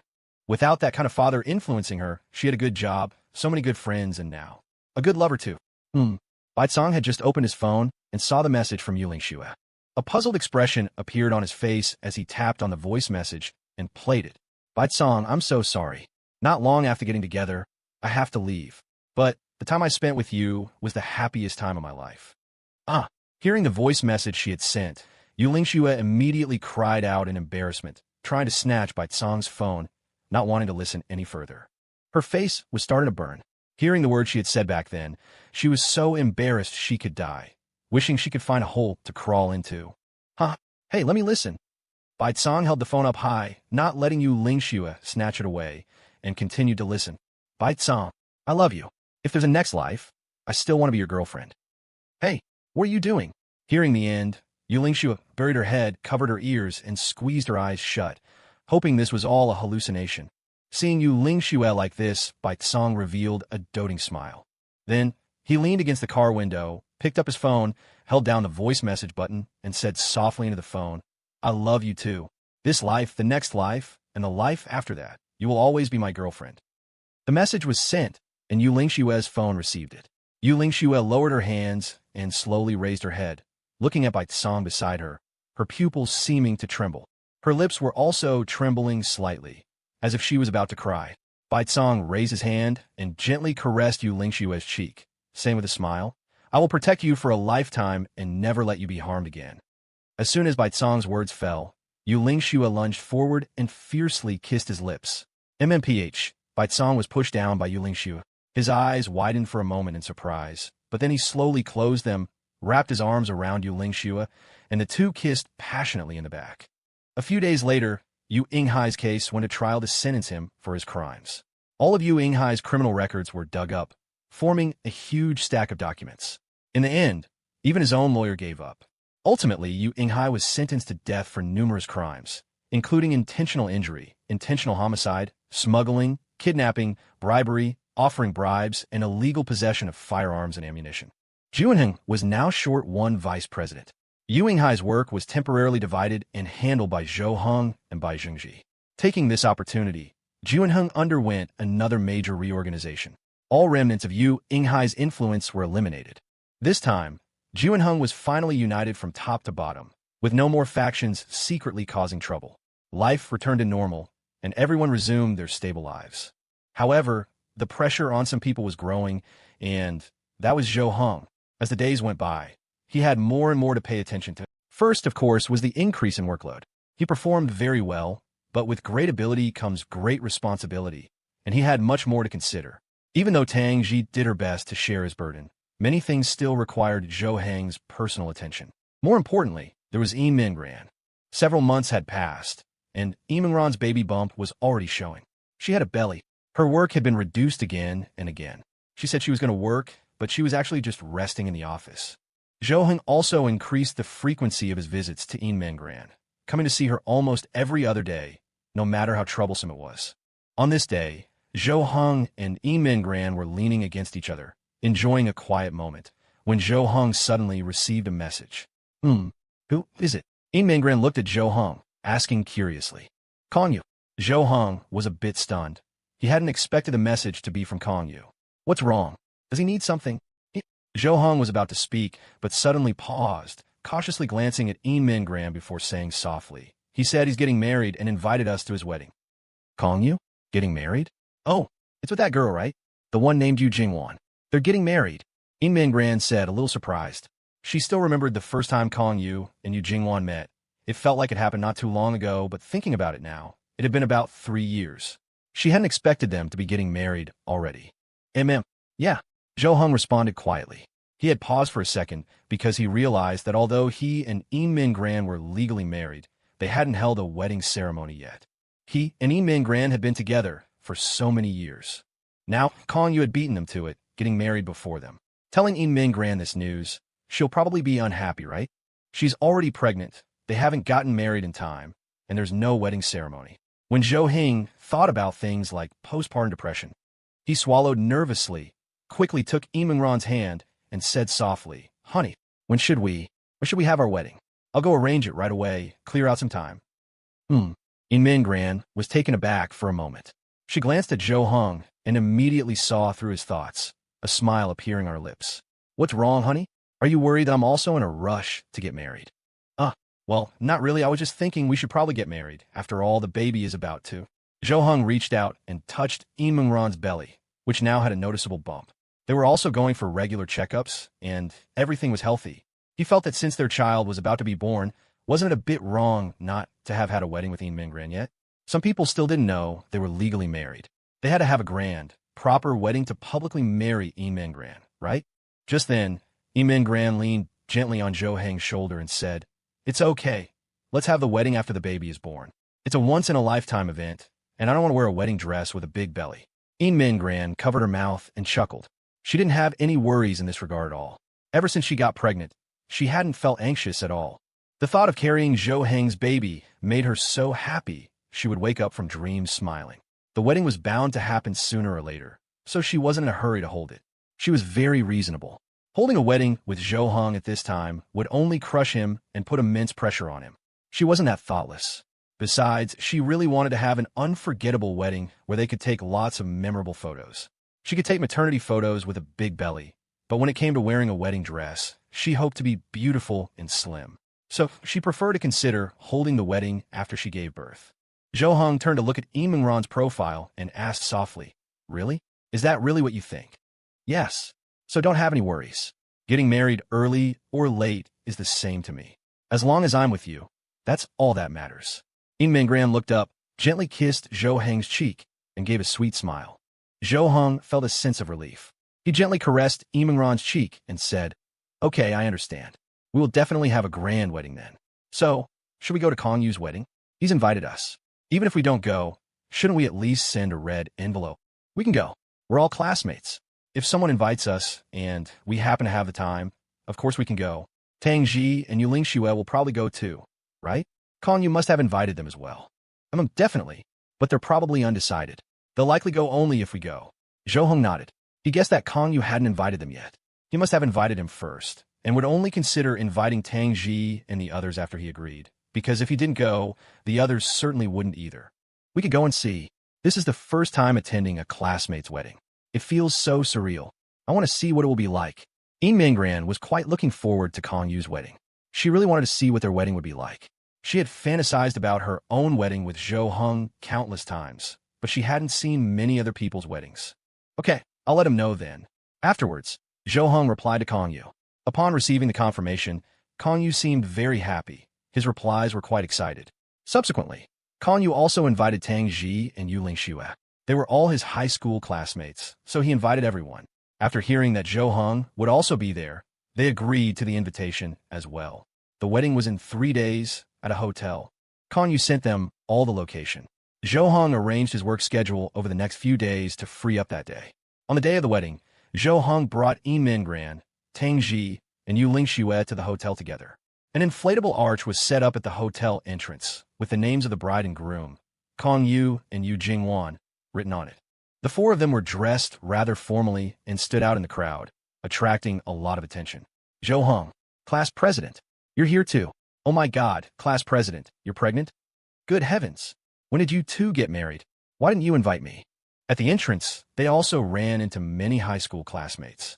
Upon seeing Zhou Heng and Yi Mingran, they greeted them enthusiastically. They were shocked to see that Yi Mingran was pregnant, and almost everyone let out a gasp of surprise. Yi Mingran's face was brimming with a happy smile as she greeted everyone cheerfully. She was already happy to see her former classmates, and now that she was Zhou Heng's wife and carrying his baby, she was even more eager for her classmates to know and see. Long time no see. You guys. The group looked up and saw another high school classmate, Liang Jiaxiang. Zhou Heng remembered skiing with Liang Jiaxiang a few years ago when he broke his arm. Back then, there was also that Lu Yunxue, right? Zhou Heng walked up to Liang Jiaxiang, greeted him, and casually asked, "By the way, where's Lu Yunxue? Are you still in contact with him?" Upon hearing this, Liang Jiaxiang shook his head with a helpless expression. A year ago, he was imprisoned for a crime, sentenced to 20 years. Oh, upon hearing this, Zhou Heng couldn't help but frown, looking somewhat surprised. The others also had faces full of disbelief. A classmate getting married or being pregnant was already novel enough, but now there was one who was in prison.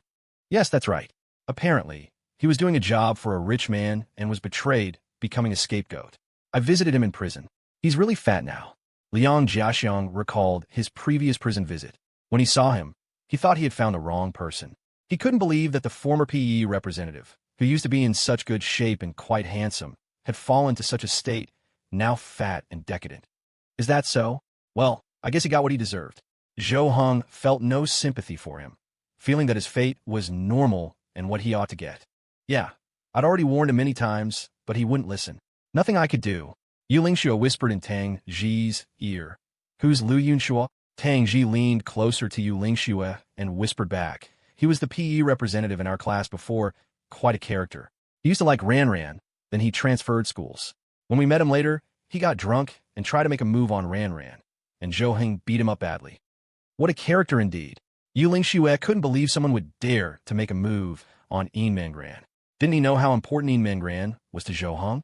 So far, anyone who had made a move on Yi Mingran had met a bad end, either dead or injured. Liang Jiaxiang walked in with the group. The banquet hall was already filled with many people. They found a table for their high school classmates and, at a glance, saw their homeroom teacher, Teacher Wang, sitting there. Teacher Wang, Yi Mingran called out excitedly. She hadn't seen Teacher Wang in a long time, though she often saw her daughter. Hearing the voice, Teacher Wang looked up and saw Zhou Heng, Yi Mingran, and the others standing there. She was momentarily stunned. Then her face lit up with surprise and joy. "Oh, you all came too. Quick, over here." Teacher Wang immediately stood up, beckoned them over, and pointed to the seats beside her. Zhou Heng and the others walked over and sat down next to Teacher Wang. Teacher Wang sat down, looking Yi Mingran up and down with an expression full of affection. Seeing Yi Mingran's belly, she sighed, My, already pregnant. Time flies so fast. My obedient and sweet little class president is going to be a mother now. You probably haven't had your wedding yet, have you? If you don't invite me to the wedding, I'll be upset." "Of course not, Teacher Wang, we haven't had it yet. When we do, you'll be the first one we invite. How could we possibly not invite you?" Yi Mingran laughed, enjoying her conversation with Teacher Wang. However, seeing that she seemed to have aged noticeably over the past few years made her feel a little sad. Teacher Wang suddenly lowered her voice and whispered in Yi Mingran's ear, "My daughter told me everything. Thank you for taking care of her. I never thought my students would become so successful. You are truly your teacher's pride." "It's a small matter, Teacher Wang. It's mainly because she's very capable at her job, has a serious attitude, and is a good person. Isn't that all thanks to your good teaching? I just gave her a little help. It's nothing. Mingran truly felt it was no big deal. She actually wanted to help more, but it wasn't her company, and she couldn't use Lu Wei's influence to overly use her privileges, as it would cause dissatisfaction among others. You're too modest. But knowing you all are doing so well now, I can rest assured. Teacher Wang glanced at Zhou Heng and the others, nodding with a smile. Her eyes were filled with pride. As a teacher, having taught so many promising and capable students was a source of great satisfaction and contentment. They chatted a little more, and Teacher Wang suddenly brought something up, looking at Mingran's belly and asking, "Have you picked a name for the baby yet?" About that. Mingran turned to look at Zhou Heng. They both realized that they hadn't really thought about it. When she was with Zhou Heng before, she would always let her imagination run wild, thinking about what to name their future baby. But now that she was actually pregnant, she had forgotten about it and hadn't discussed what to call the baby with Zhou Heng yet. "We haven't decided yet. How about it, Teacher Wang? Could you suggest one?" Zhou Heng looked at Teacher Wang, putting forward the idea, wanted to hear someone else's suggestion. Even if they didn't use it, it could serve as a reference. Teacher Wang sighed. "Oh, naming a baby is a big deal. It's a name they'll use their whole life. If it's not a good name, it can have a significant impact on the child. I've had so many students over the years and have seen many parents casually name their children, leading to the child feeling self-conscious and unwilling to say their own name when they start school. Is that so? Then we really should think about it carefully." Mingran also knew this was a very important matter that couldn't be taken lightly. "We don't know if it's a boy or a girl yet. It's fine, no rush. There's still time to name the baby later. You must be very careful." While they were chatting, they heard discussion from the next table. "Why hasn't anyone from the bride's family come? Where's this bride from?" "Who knows? I never asked before. Could it be that her family doesn't care?" "That's possible. After all, for someone to be interested in a kid like Kong Yu, she probably..." Although the voices of the discussion were not loud, Zhou Heng and the others could hear them. Hearing it, they couldn't help but frown slightly, thinking how could these relatives and friends talk like that, speaking ill of Kong Yu and his bride behind their backs. At this moment, Mingran also started to worry about herself. On the day of her wedding with Zhou Heng, her parents would also be absent. Would she also be gossiped about like this? Teacher Wang looked at Mingran and the others and asked, "Do you know the bride? What kind of girl is she?" We do know her, but we've only met once. She should be a very good girl. The first time we met her, she seemed quite honest." Mingran thought of the girl she had once met. Although her memory was fuzzy, her impression was quite good. Then why didn't her family come? Teacher Wang was also rather puzzled. It seemed there were indeed no relatives from the bride's side. She had seen Kong Yu's parents, but not Yu Jingwan's, which made one very curious about what was going on. This, Mingran didn't know how to begin. She had heard the reason before, from Zhou Heng, and learned about the girl's background. Hearing it had made her very sympathetic. She hadn't realized the girl was so pitiful, also without parents. But thankfully, she had met Zhou Heng, and the girl had met Kong Yu. Kong Yu must be treating her very well, otherwise they wouldn't be getting married. So Mingran felt it was better not to say anything, as it wouldn't be appropriate. Maybe they have some unique customs. I'm not sure. Is that so? Teacher Wang didn't press further. She looked at the large screen displaying photos of the bride and groom, her gaze particularly fixed on Yu Jingwan's picture. She saw that the girl indeed looked very honest. In the photos, she was very happy, her smile sweet. "I'll go give the wedding gift first." Zhou Heng took out 2 red envelopes from his pocket and stood up, ready to give the monetary gift. This was from him and Mingran. For the two of them, though it wasn't a lot of money, it was already the thickest red envelope in the entire venue. Tang Ji and Yu Lingxue also took out the money they had prepared and followed behind Zhou Heng to present their gifts. At this time, in the wedding car on its way to the hotel, Kong Yu sat in the back, wearing a suit and a handsome hairstyle. Today was probably the most handsome day of his life. At this moment, he was gazing out the window, looking somewhat dazed. It was his big day, and by all rights, he should be overjoyed, but right now, he was in a stupor, as if he hadn't fully processed that he would actually have a wedding day. As he was still silent and daydreaming, a hand rested on his. Kong Yu turned his head to look beside him. It was his bride. Yu Jingwan was wearing a red bridal gown, looking exceptionally beautiful. The exquisite makeup perfectly accentuated her features. She was originally just an ordinary girl, but today, she was the most beautiful. Yu Jingwan looked at Kong Yu, smiling faintly. She was truly very happy today, a smile constantly on her face, but she could also sense that Kong Yu's reaction was a bit different from hers, as if he hadn't fully processed it. So she was also a little worried that Kong Yu might regret marrying her. Over the years, Kong Yu had given her a lot of confidence, helping her slowly break free from her low self-esteem. They had always been together. When Kong Yu went to school, she would rent a house near his school and live with him. She took care of him in every way, and Kong Yu did not let her down. He proposed to her, wanted to marry her. She still remembered the night of the proposal, how she cried her eyes out. "Honey, will you regret marrying me?" Yu Jingwan took Kong Yu's hand and asked softly beside him.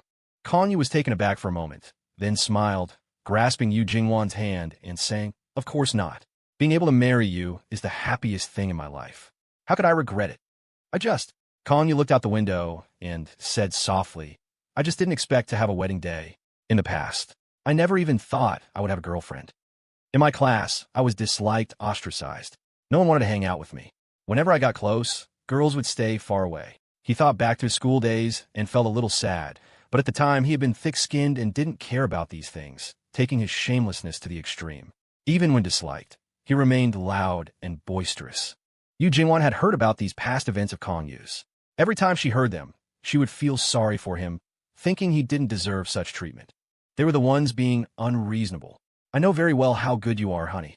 Yeah, it's because I met you that I made a change.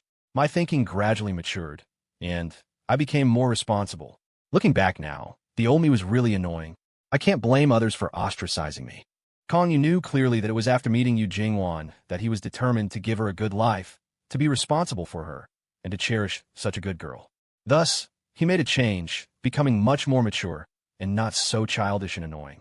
But back in my high school class, there were only two people who didn't see me as such an annoying guy, who wouldn't ostracize me, who wouldn't look down on me. Kong Yu's train of thought shifted. He suddenly remembered that in high school, there were still some people who hadn't disliked him. Who were they? One was the class president, In Mingran. As the class president, she was very popular and took care of every student.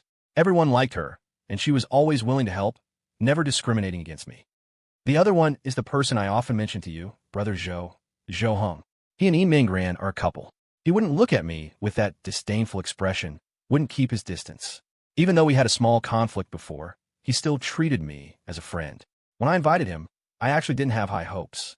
He must be very busy, but he still gave me face and agreed to come. In Kong Yu's heart, during high school, only these two were relatively good, able to treat him like a human being. Many others didn't. Maybe they've already arrived. Yeah, I hope they don't leave too early. Kong Yu nodded and said with a smile. He still wanted to have a good drink with Zhou Hong. After all, they hadn't seen each other in a long time. He knew Zhou Hong's status was not simple now, that he was a very capable person. He had even wanted to arrive early to arrange a good seat for Zhou Hong and the others. But he could imagine that Zhou Hong would surely refuse.